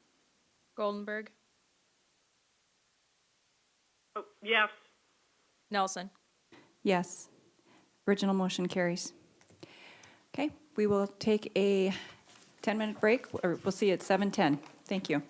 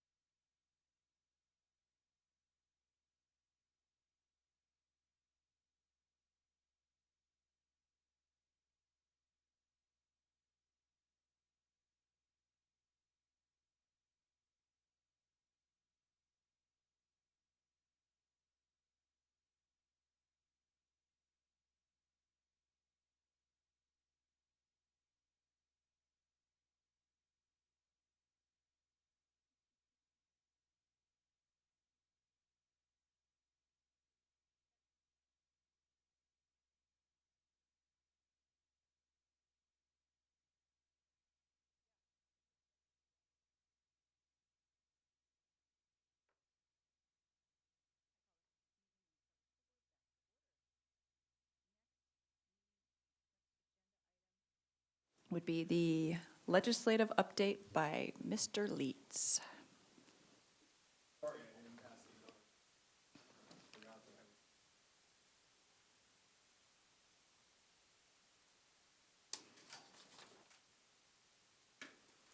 Madam President, members of the board, really not much to add from the update I sent out to you on Monday morning. I am handing out a piece of legislation I'll touch briefly on, but really the update I gave you Monday morning, as you recall, Madam President, from the legislative call we did Friday, this week's action and hearings, there was very little on our tracking list that was happening this week, but certainly there's a lot of work happening behind the scenes on the funding bill and other items. You did see from the update that I sent on Monday that the House Bill 1195, which is the allowance for concealed weapons in schools, did fail.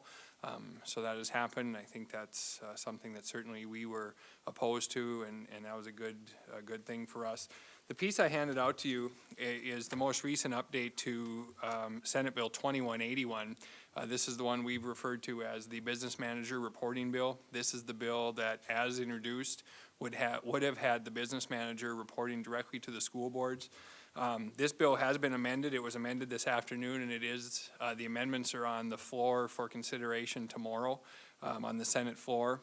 And so basically, in a nutshell, what happened in Section 2, Number 2, is it allows for school districts that have an organizational structure in place that provides for a checks and balance with the business manager as well as internal policies for that school district to then delegate the reporting line to the superintendent. And that is language that we were supportive of to State School Board, as well as NDCEL and others that were working on this. So that is the amendment they will be considering, and as this bill is amended, we would be supportive of that, and we'll wait and see what happens when this hits the floor. The other bill of interest that I shared with you Monday morning is Senate Bill 2210, which was the REA bill. That is the bill that would have allowed for the REAs to have a legal definition and in essence allow them to stand on their own if they choose to do so, or could have remained as they are right now, tied to a specific school. That bill passed the Senate, crossed over, and got defeated in the House, so that is not a change that will be happening with the REAs. And so we'll be working with Kyle Davison and SEEK to talk about what that means to them, if anything, and what the plans would be going forward. With that, I would stand for any questions you might have, either on the updates that I'd given you this week, or anything that I've mentioned this evening, or what might be coming up in the future. John? Brock, I'm just curious about the Education Cooperative Bill, the REA bill, and the topic. If as I understand it, our district acts as the fiscal agent for SEEC currently, and as I understand it, they don't have statutory position under law, or in a clear regard. They don't have statute allowing them to exist, but they could create a nonprofit entity with any three individuals to go down that path, couldn't they? Madam President, members of the board, I'll try to take each of those questions as I heard them. Yes, we currently are the fiscal agent for SEEK, and we provide all of their, basically run their employees through our payroll, our benefits plan, assist them with all of their human resources needs, things of that nature. They do have in statute a legal, can't remember your exact verbiage, but their ability to exist per se, but it exists under the umbrella of what is currently in place with school districts. What they don't have is the ability to be a standalone entity. Now, the question of could they form a nonprofit? Certainly, as we're all aware, most anybody, I believe, I don't know all the particulars, could form a nonprofit. They have gotten, they reached out and had gotten some advice, and my understanding, from the advice they had gotten, is that there were some glitches in their ability to break off and do that. And I don't know if that's because of the funding source through the state or how that works, because if in fact they could have just formed a nonprofit and gone ahead and been a standalone organization, I believe they would have done so, but they were not able to do so, and I believe it had to do with both the source of funding that they received through the foundation aid formula, as well as really, once they break apart, they really don't exist in statute as a nonprofit per se that then receives funding the way they do. Now, again, I'm getting that third hand through a consultant they worked with. So Jim might know more sitting on their board, or certainly a better question for Kyle, but I don't think it's quite as simple as they could just go ahead and form a nonprofit and do that if they choose. Yeah, that's pretty close, Brock. This is one convoluted thing in state law. Because they're really funded through the foundation aid formula, in part, that's not the only source of funding for SEEK, but because they're getting public K-12 dollars, that makes it difficult for them to take that part of their operating budget and run it through a nonprofit. Can't legally be done. The other thing is through statute and through administrative action of DPI, they have been given responsibilities that DPI has to fulfill under statute, that they have to use basically education associations as recognized in state law to perform, or DPI has to perform it, or a school district has to perform it. It isn't something that can just get outsourced suddenly to a nonprofit. And that's exactly what this change in law was all about. But as I talked to Kyle, when I saw this legislation getting crafted, I said, it'll be really fascinating because you have to do this in a manner that the state still controls, has the controls they need, because you're a state-funded entity. And that's, I think, where the devil in the details came when it got over to the House side and nobody was really clear, well, who really would be in charge of these folks? So it's a messy, messy reality. Just interestingly enough, the folks over at SEEC still haven't figured all of this out by any means, because they called me today to put me into a series of meetings to figure out what they should be looking for their future business manager and HR person. So there must be a hope someplace still that they'll get it done this legislative session, but we'll see. Anything else, Brock? Nothing at this time. Dr. Schatz? Thank you. Tonight I wanted to give you just well, there's two things I want to do. The first one will be quick. The second one we can talk a little bit about. The first one is, in front of you, you have a template of the EdClap Explorers logo, and just wanted to share that with you. Jennifer has worked with her team and the committee of people that they've had, and this is where they've landed, and so thought it would be important for you to see that. So I think it looks pretty good, and they're pretty happy with it. And moving forward, I think that's where they'll be. So that's the first thing. The second thing is I wanted to give you a quick preview of our strategic plan process, where we're at, also just kind of get you up to date. Our committee met again last week on Monday, and we have landed now, I think, in a couple different places. And of course, this is all something that I'll be bringing to you for your input and further consideration, and obviously approval in the end. But three different things I want to bring your attention to. First, the mission. The group had settled on this quite a while ago, educating and empowering all students to succeed. Then it goes into a vision statement, our vision. There are three parts to this. The first part, basically committed to excellence through student-centered learning environment supported by positive collaboration. It brings in the community, parents, school board, staff, and students portion. Second part of that vision statement outlines where we're at and where we would like to go as a district with the committee's work on this, providing students with broad-based knowledge and engaging standards curriculum with co-curricular opportunities. Graduates will demonstrate high levels of character and 21st century skills in communication, critical thinking, collaboration, creativity, necessary to participate in an ever-changing, culturally diverse world. Brings in a whole lot of stuff there. And you'll see where all this fits when we go further down. And then equitable opportunities will ensure quality education experience to stimulate and support all students in their intellectual, social, and personal growth. The values piece is your old beliefs. So I use that just as a template right now. We're still working on that. We'll be doing, what I'd like to see that is down to about 10 different items. And I'll be surveying the committee. I'm also have brought this to the principals. I'm going to survey the principals. And I'm also going to ask you as a board where you're at with that. So I would probably, I'm going to talk, I'll have to talk to you, President Nelson, about how we want to do that, but probably through some surveying just to get feedback and to start getting a sense where the board's at. And then the last part is strategic initiatives.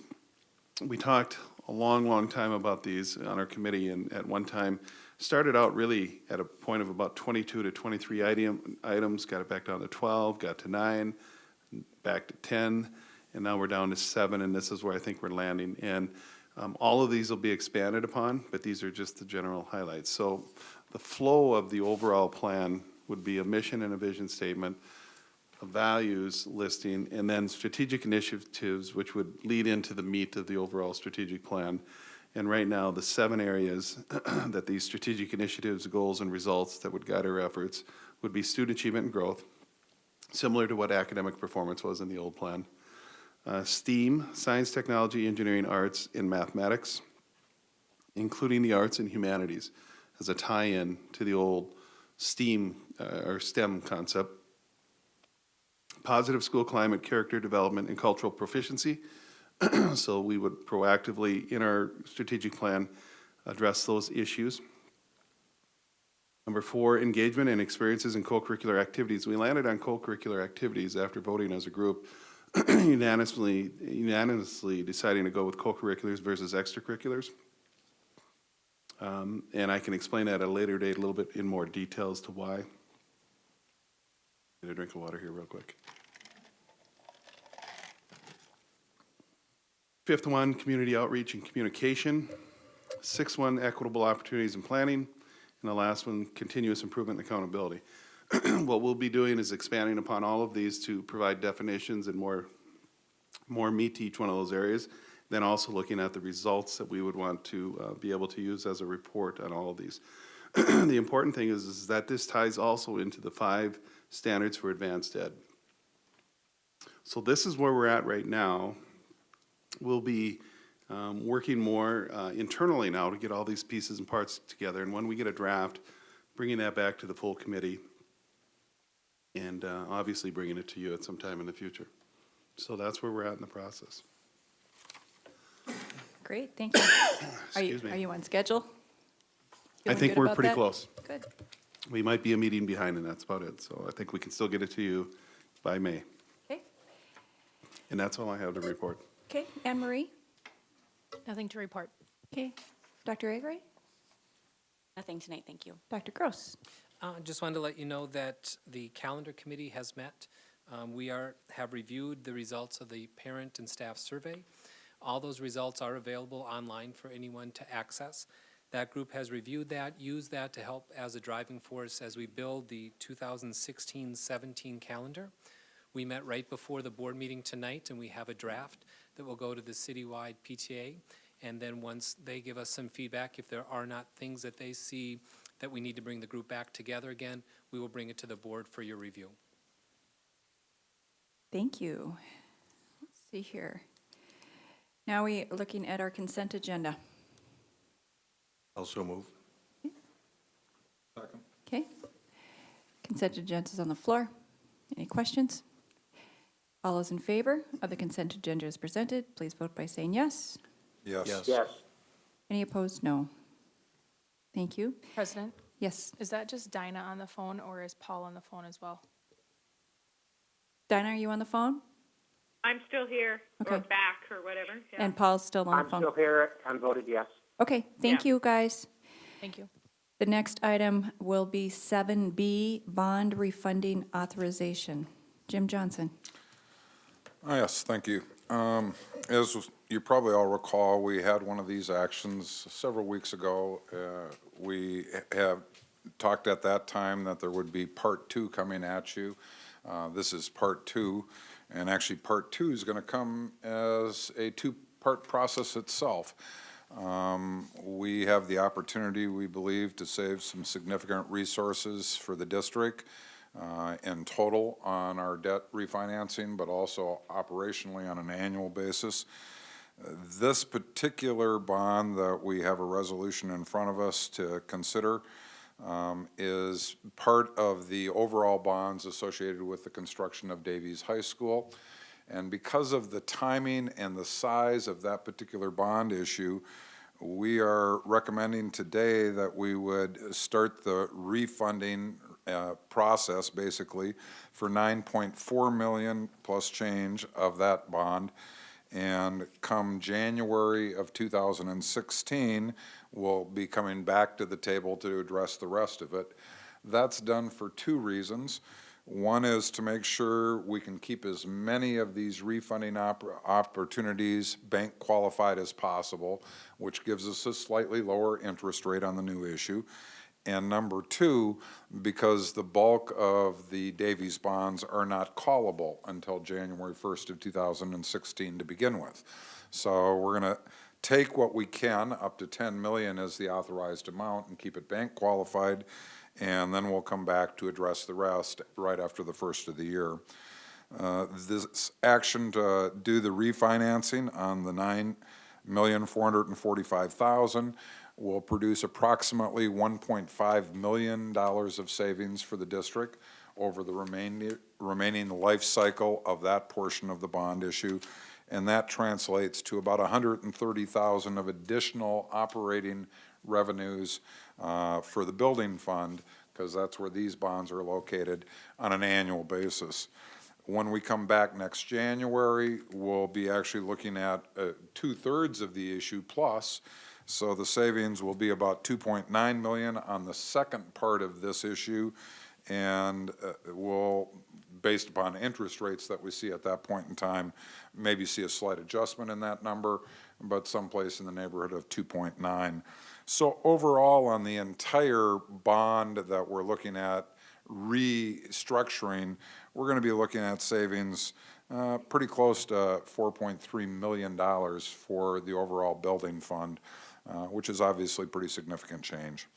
So with that, I guess I'll put a motion forward, and then we'll open it up for any questions, that we adopt a resolution providing for the public sale of $9,445,000 or $9,445,000 of limited tax school building refund bonds, Series 2015B, and adopt a resolution providing for participation in the School Bond Credit Enhancement Program.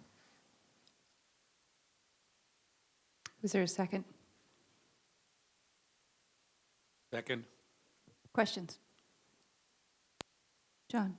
Madam President, Jim, I'm just curious, when we were informed a few meetings back of our financial capacities going forward, is this included in those projections, or will this modify those capacities even further?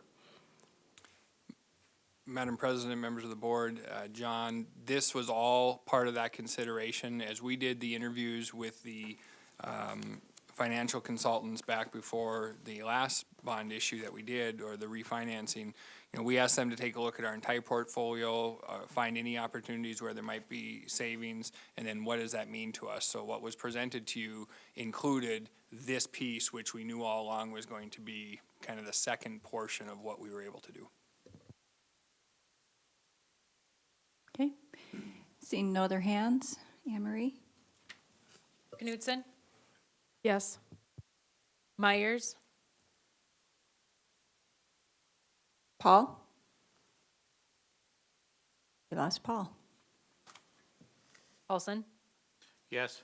Strand, Actually, I am here, Robin. Sorry, it took me a while to push the button. Yes. Paulson. Yes. Thank you. Strand, Yes.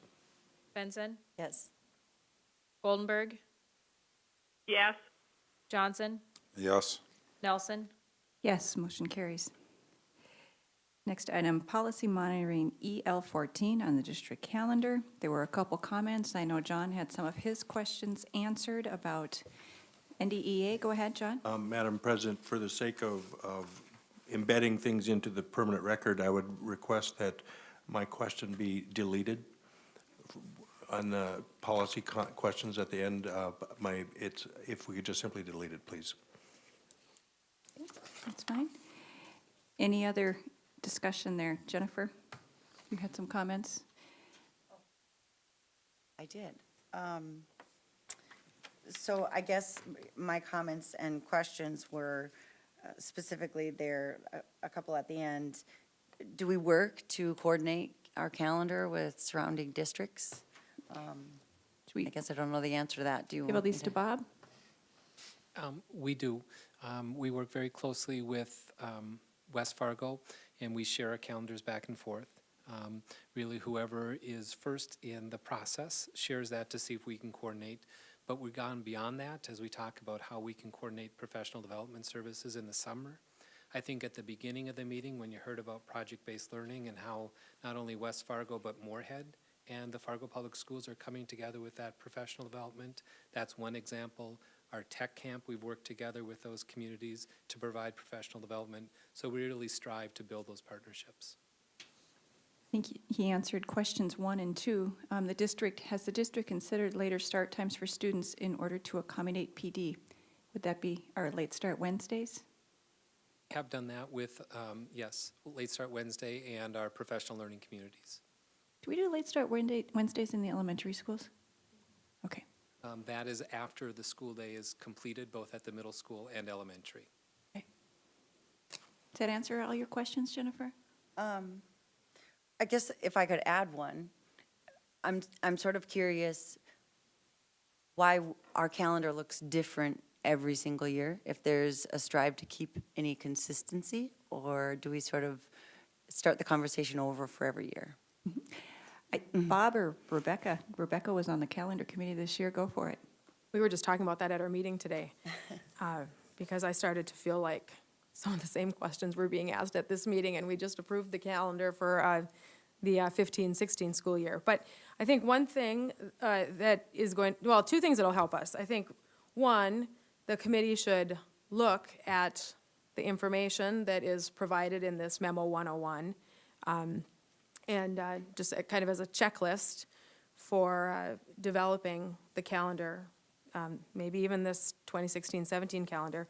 But 2, the survey that was done just recently, there are about 5 questions on that survey. And I think that is going to help provide some consistency. We were able to look through that survey today and analyze the answers to those questions and see where we, met the answers, met the majority of the opinions based on the calendar that we currently have for 16-17. And we also talked about, we set some parameters for like every year. Okay, let's go back to the community and ask again through a survey, and not just refer continually to this 2016-17 survey. We need to survey our staff and our teachers and our parents ongoing. So I don't know if that answers your question. I just think that some of that will, as we go forward, I think it'll get better. I think you should pick your successor on the calendar committee. See who you want to pick on, so the president doesn't have to be the bad guy. Right there, Rebecca. Okay. Okay. Any other questions on this? Jim. I move that we accept the report on EL 14 as provided in our packet under Memo 101. Is there a second? I'll second it. Okay. I see no other hands. All those in, we need to do a roll call again.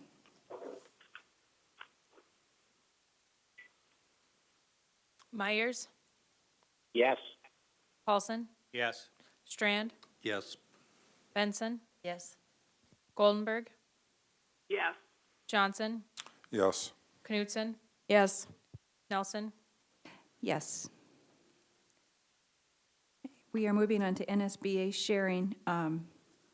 Looking forward to hearing that. It does look like we will have an executive session tonight, so keep that in mind as we choose how to go on. Yeah, I want to recommend that we actually move this, because I don't know about everybody else, but at this particular NSBA, there were no handouts. You had to download them.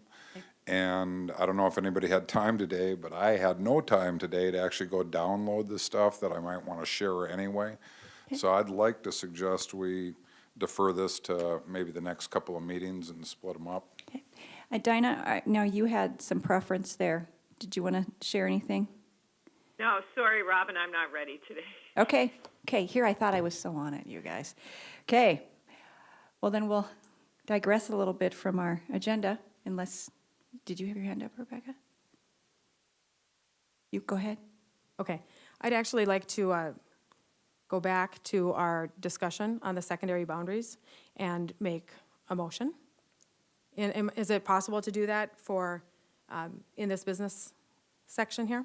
It addresses transportation needs for the district. Well, what is the procedure here, gang? As far as following the Robert's Rules of Order? Help me, yeah. Madam President, my sense of it would be, this is just my sense, and we have a parliamentarian, but if we have a topic on an agenda, and it's a business action, business topic, we can't necessarily predict what motions could evolve in the discussion of the business items. So my sense is if it's related to an agenda item, and it's a business item already on the agenda, and if it fits those parameters, like other motions, it's my sense that that's acceptable. Does anybody want to negate that? Okay, go for it, Rebecca. Hopefully this would go more quickly than, okay? Hopefully. We'll try. This would be a motion to instruct the district to put together a busing plan that addresses the transportation concerns of citizens that have middle and high school aged children living close to the district's current transportation routes and newly affected secondary boundaries effective for the 2015-16 school year, and to bring that information back to the board once it is ready for our consideration for approval. Can I receive that in writing, please? Thank you. I'll second it. Okay, there's a motion and a second. Madam President, would it be okay to indulge the board to take just a momentary brief break? That's, I And then we don't think can- there's an issue there. Go ahead. Okay, thank Yep. you. We'll come back in about 5 minutes.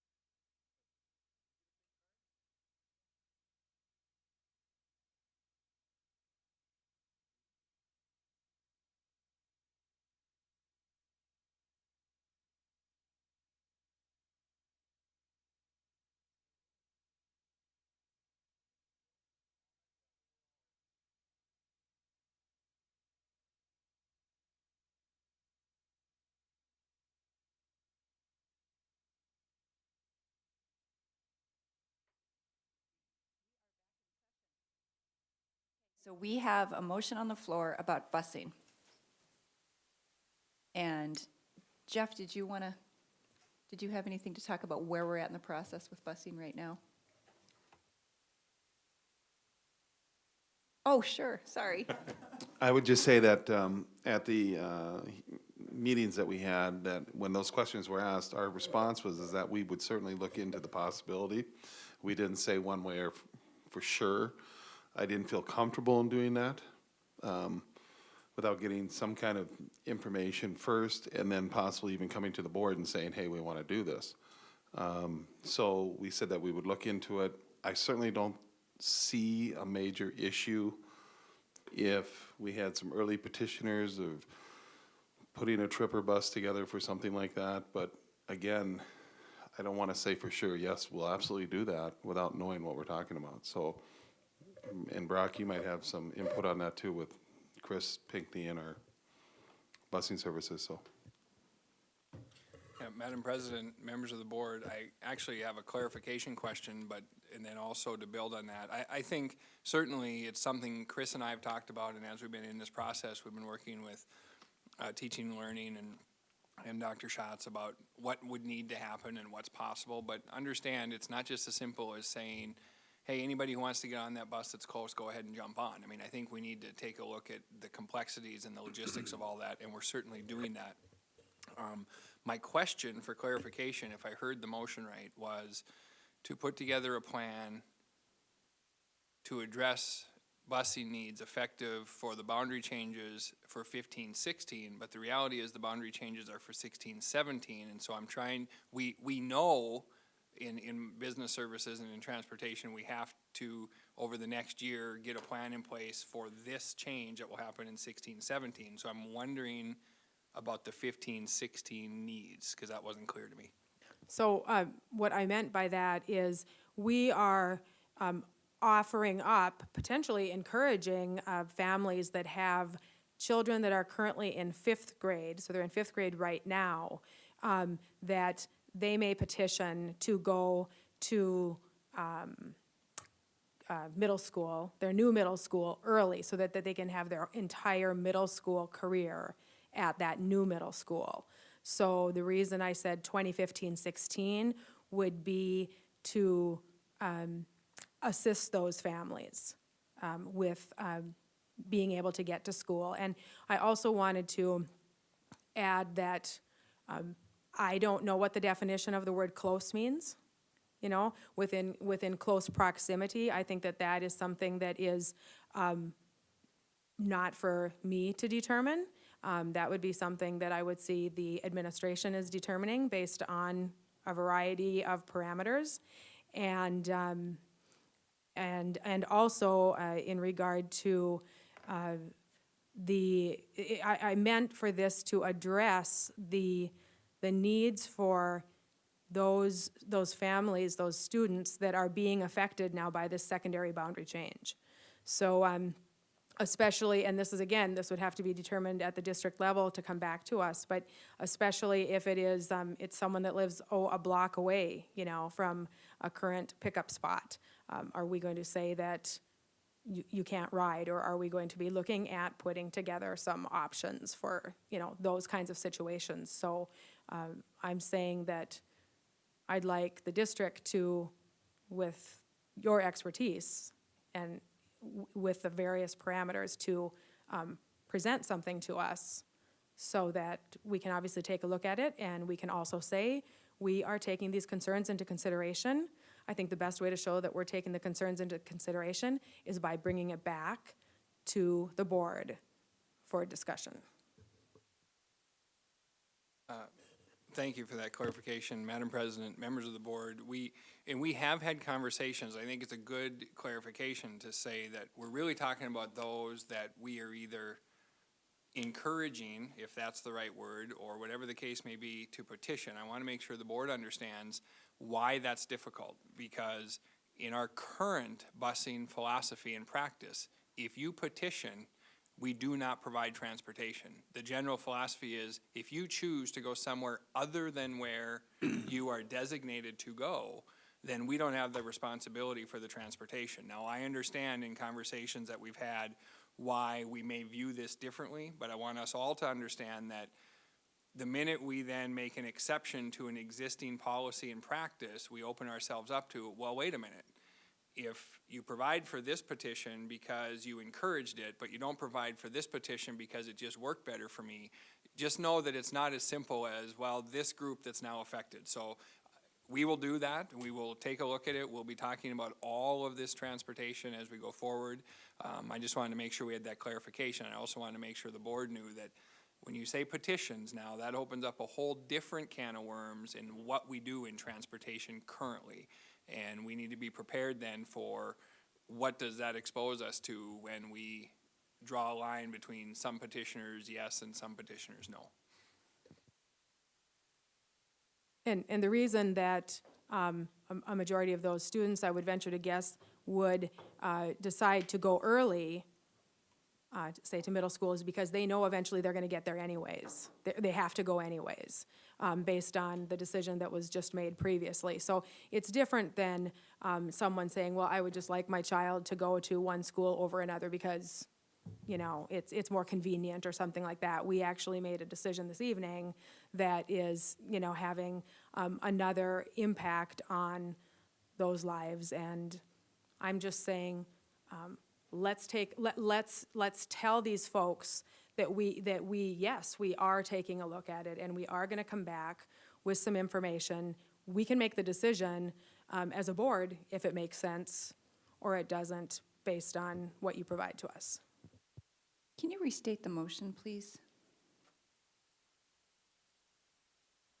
Rebecca Knudsen moved to instruct the district to put together a busing plan that addresses the transportation concerns of citizens that have middle and high school aged children living close to the district's current transportation routes and newly affected secondary boundaries effective for the 2015-16 school year and come back to the board once ready for approval.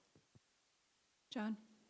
Madam President, just for the sake of going back a few meetings, I believe Jim made that motion a couple meetings ago that part of the presentation to the board for the boundary adjustments would include updates in a transportation plan? Or was that just ballpark information or? Yeah, and that's exactly what Brock is talking about. I think what this motion is to address is, and I guess I'm not 100% certain, the wording does say it this way, but I think the intent is there, to ask the administration to see if a plan can be developed to address families that would petition because of a boundary change to middle school with their sixth grader, although you included high school students, which is I think what Brock's fear is, that you've just opened this up to a whole broader thing again. But I think that was the intent. So if somebody wants their sixth grader next year to start at, I'll say, CBE, because they're no longer going to be going to Discovery, is there a way we can, through shuttle service, through whatever that fancy term was you had, skip and go, maybe we can get it Uber in here, I don't know, but see if there is a way that we can address that. So yes, in the broader context, transportation is one of the things that they are working on and develop, and it was part of what we requested. My question on this particular motion, I guess, it has to do with, and this is kind of unfair because we just took action tonight. When would families, now since we have kind of reopened the open enrollment window, or we are reopening it, when will they have to notify you? Because I would think this is a chicken and egg problem. Some families are going to want to know, well, do you provide me transportation? And I can guarantee you from a business manager side of this equation, we're going to go, well, how many kids and where are they? So I can figure out how I do this, okay? Because if it's one child, we aren't going to probably run a bus. We might just hire a cab, or we might just say no, right? So how big is that window we're talking about opening? John? As I read the petition process, it says January 31st. Is that not the same date? No, Or that's why we're having this other process. We have stated that if this plan was approved, that we would ignore that deadline for a period of time. Now that it's been approved, Bob? Now that the boundaries have been approved, we will bring the team back together and develop that timeline that include letters to all of the parents that will be impacted by that. And part of that will articulate then the new timeline. And we've already have our first meeting, kind of a preliminary meeting scheduled for that, and we'll continue down that process. David? I'm confused, which isn't unusual, but I hear Brock say, currently we don't offer busing to those who petition. And it seems to me that the wording of this new amendment is directed at people affected by these new boundaries. What's going to happen when we start busing people who have petitioned because of the boundaries and we ignore the people who have petitioned previously and don't offer them busing? Is this going to have to be an all or none situation? And I want to make a comment. This was part of the long-term plan anyway, to come up with a busing proposal. Are you asking it to be bumped up a year? Because this was part of the process originally, wasn't it? Or is that what you're asking, Rebecca? Was it part of the process in the long-term plan to address the concerns of those families that live within close proximity, again, whatever the administration defines as close? Was that part of the plan? Well. And then the reason why I was asking to move it up, because we are offering that opportunity as a district, again, as a result of the decision that we made tonight, we are actually, if kids go to their new middle school next year, that actually does kind of a favor to the district in the fact that we know that those kids they're probably already going to be up there.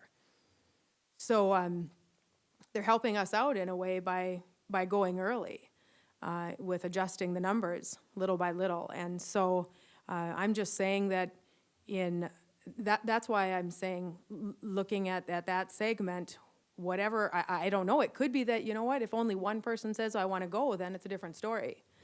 But I guess we'd have to have a time frame to get that information. And again, all I'm saying is, I would venture to guess the district's going to be looking at this anyways. I'm just saying that tonight, I think it would be great if we as a board said, we're directing you, we're really asking you to do that and come back to us with the information. To me, it says, we've listened a little bit more.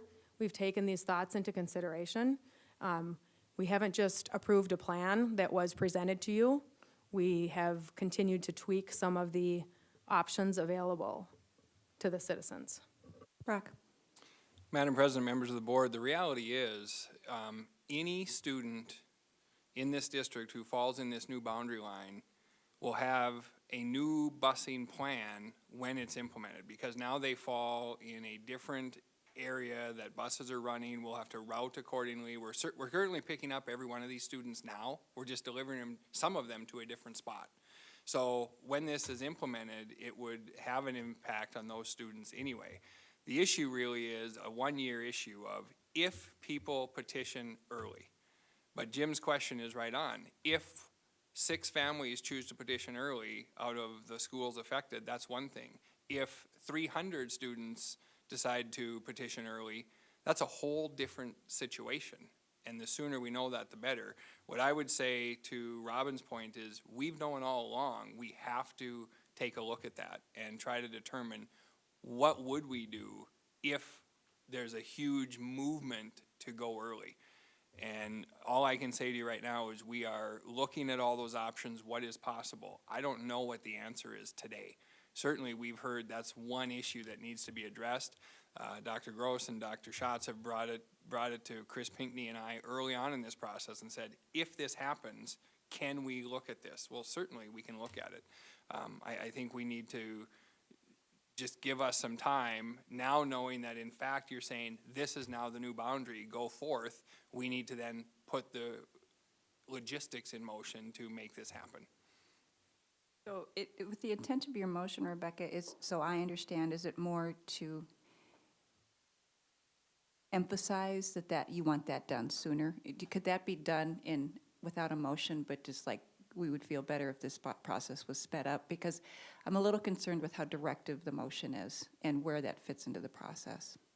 Yeah, it maybe could be done without a motion. I also want to make sure that the information that you're putting together, the studying that you're doing, it doesn't only take into consideration those that are choosing to go early, by a year early. It also takes into consideration those that live within close proximity to, so if you are, say, 1 block off from the boundary line of your school, and you are petitioning, but you petition to go, like for these split neighborhoods. I mean, it really is kind of in regard to these split neighborhoods. So if there is the desire to petition to go north and the person lives 1 block east or west or north or south of the boundary line, how are we going to determine if we would offer busing for those folks?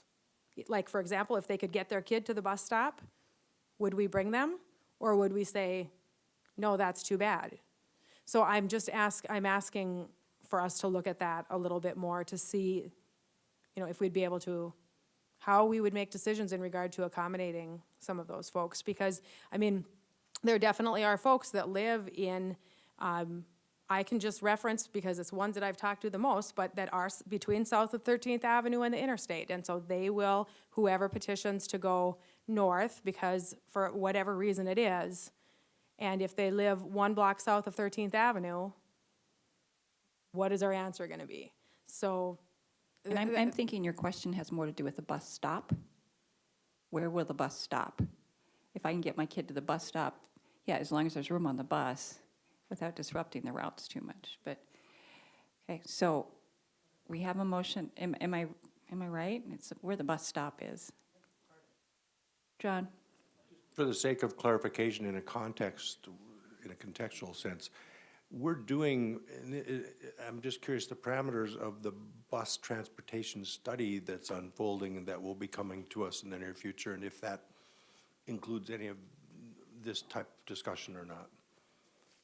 Madam President, members of the board, John, I would say that this level of detail is not what's included in that. What we're looking at is, does it make sense to outsource or not outsource? What are the walkability areas that typical districts have? What types of safety equipment should be expected in buses? What we're doing is getting some of those logistics.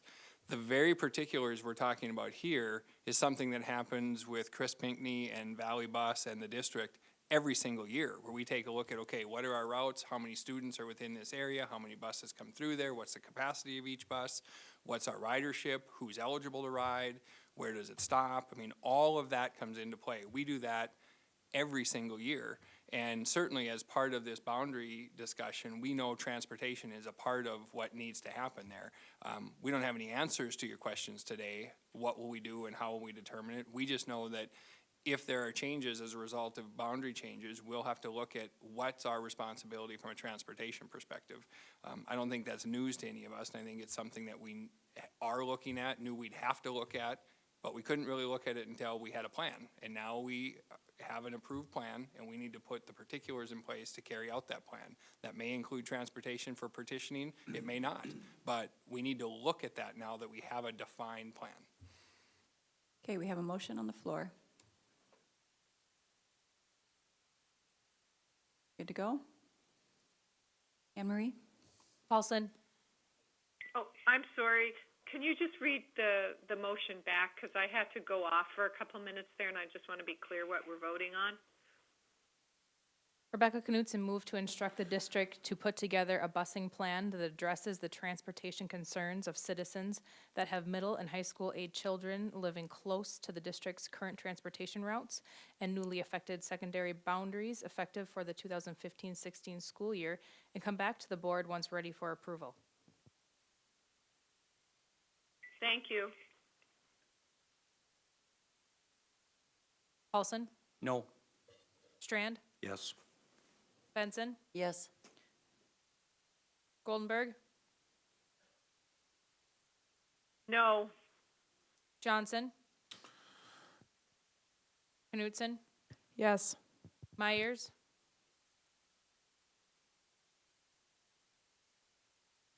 Paul, are you on? Okay, Nelson. no. Motion carries. Is that 4-3? Did I get that right? 4-3. Okay. Okay. Back to our agenda. Committee liaison and correspondence reports. You start with Jim? Sure. Well, the planning committee is searching for a date. Mary Ann put out an email today. I don't know if she's heard back from everybody. Our regular meeting date is actually a date the district is not open for business, so we are definitely going to have a planning meeting, just don't know what date it is. And even though this is out of order in so many ways, I think it's important to note that somebody is going to turn 60 years old on April 6th of 2015, and once again be much, much older than me. Happy birthday, John. Are you? It's not often my special committee gets preempted. Yeah, yeah. Threw me off, too. I This have whole nothing, meeting. nothing to report, Madam President. Okay. Rebecca? I don't have anything to report right now. I think that it was covered during the calendar committee update. Nothing additional tonight. Okay. David? Negotiations meets tomorrow night. We have been meeting at 4 tomorrow. It's going to be 4:30. Okay. And if you want to pass that around for me, please, the president's report. I just put some upcoming. Oh, Dinah, I'm so sorry. I keep forgetting about you guys on the phone. Dinah, did you want to report on anything? Oh, thank you for asking. Okay, and Paul's not on. Okay. My report, I just added some dates coming up there. No school. Their Ed Clap tours are there. For those of you that have responded to Anne Marie, thank you. PTA luncheon is forthcoming as well. Homework will be sent out this week, EL 5 and 6.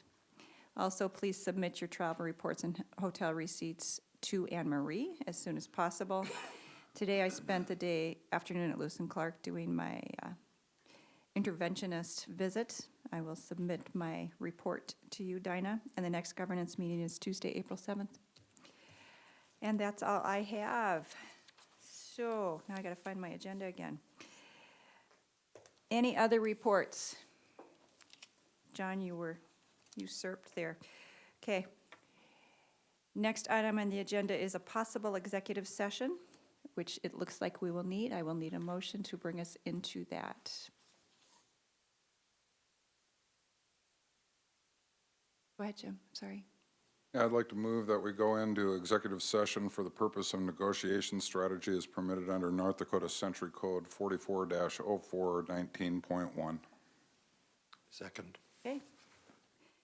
Let's go ahead and move into it. Well, Need to call the roll. sure. Oh, to go into session too. Okay, go ahead. Strand, To go into executive session. Yes. Yes. Benson. Goldenberg, Yes. Johnson, Yes. Knutson, Yes. Paulson, Yes. Nelson. Yes. All right, are we good to go with mics and people in the room? Give us a second. Sure.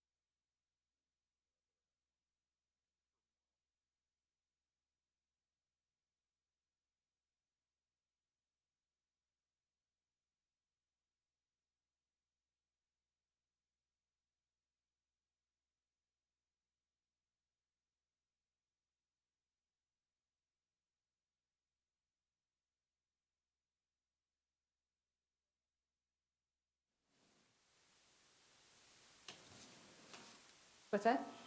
Okay. We are back in session. Next meeting, regular meeting is April 14th. Any items for debriefing? We'll keep it brief as possible.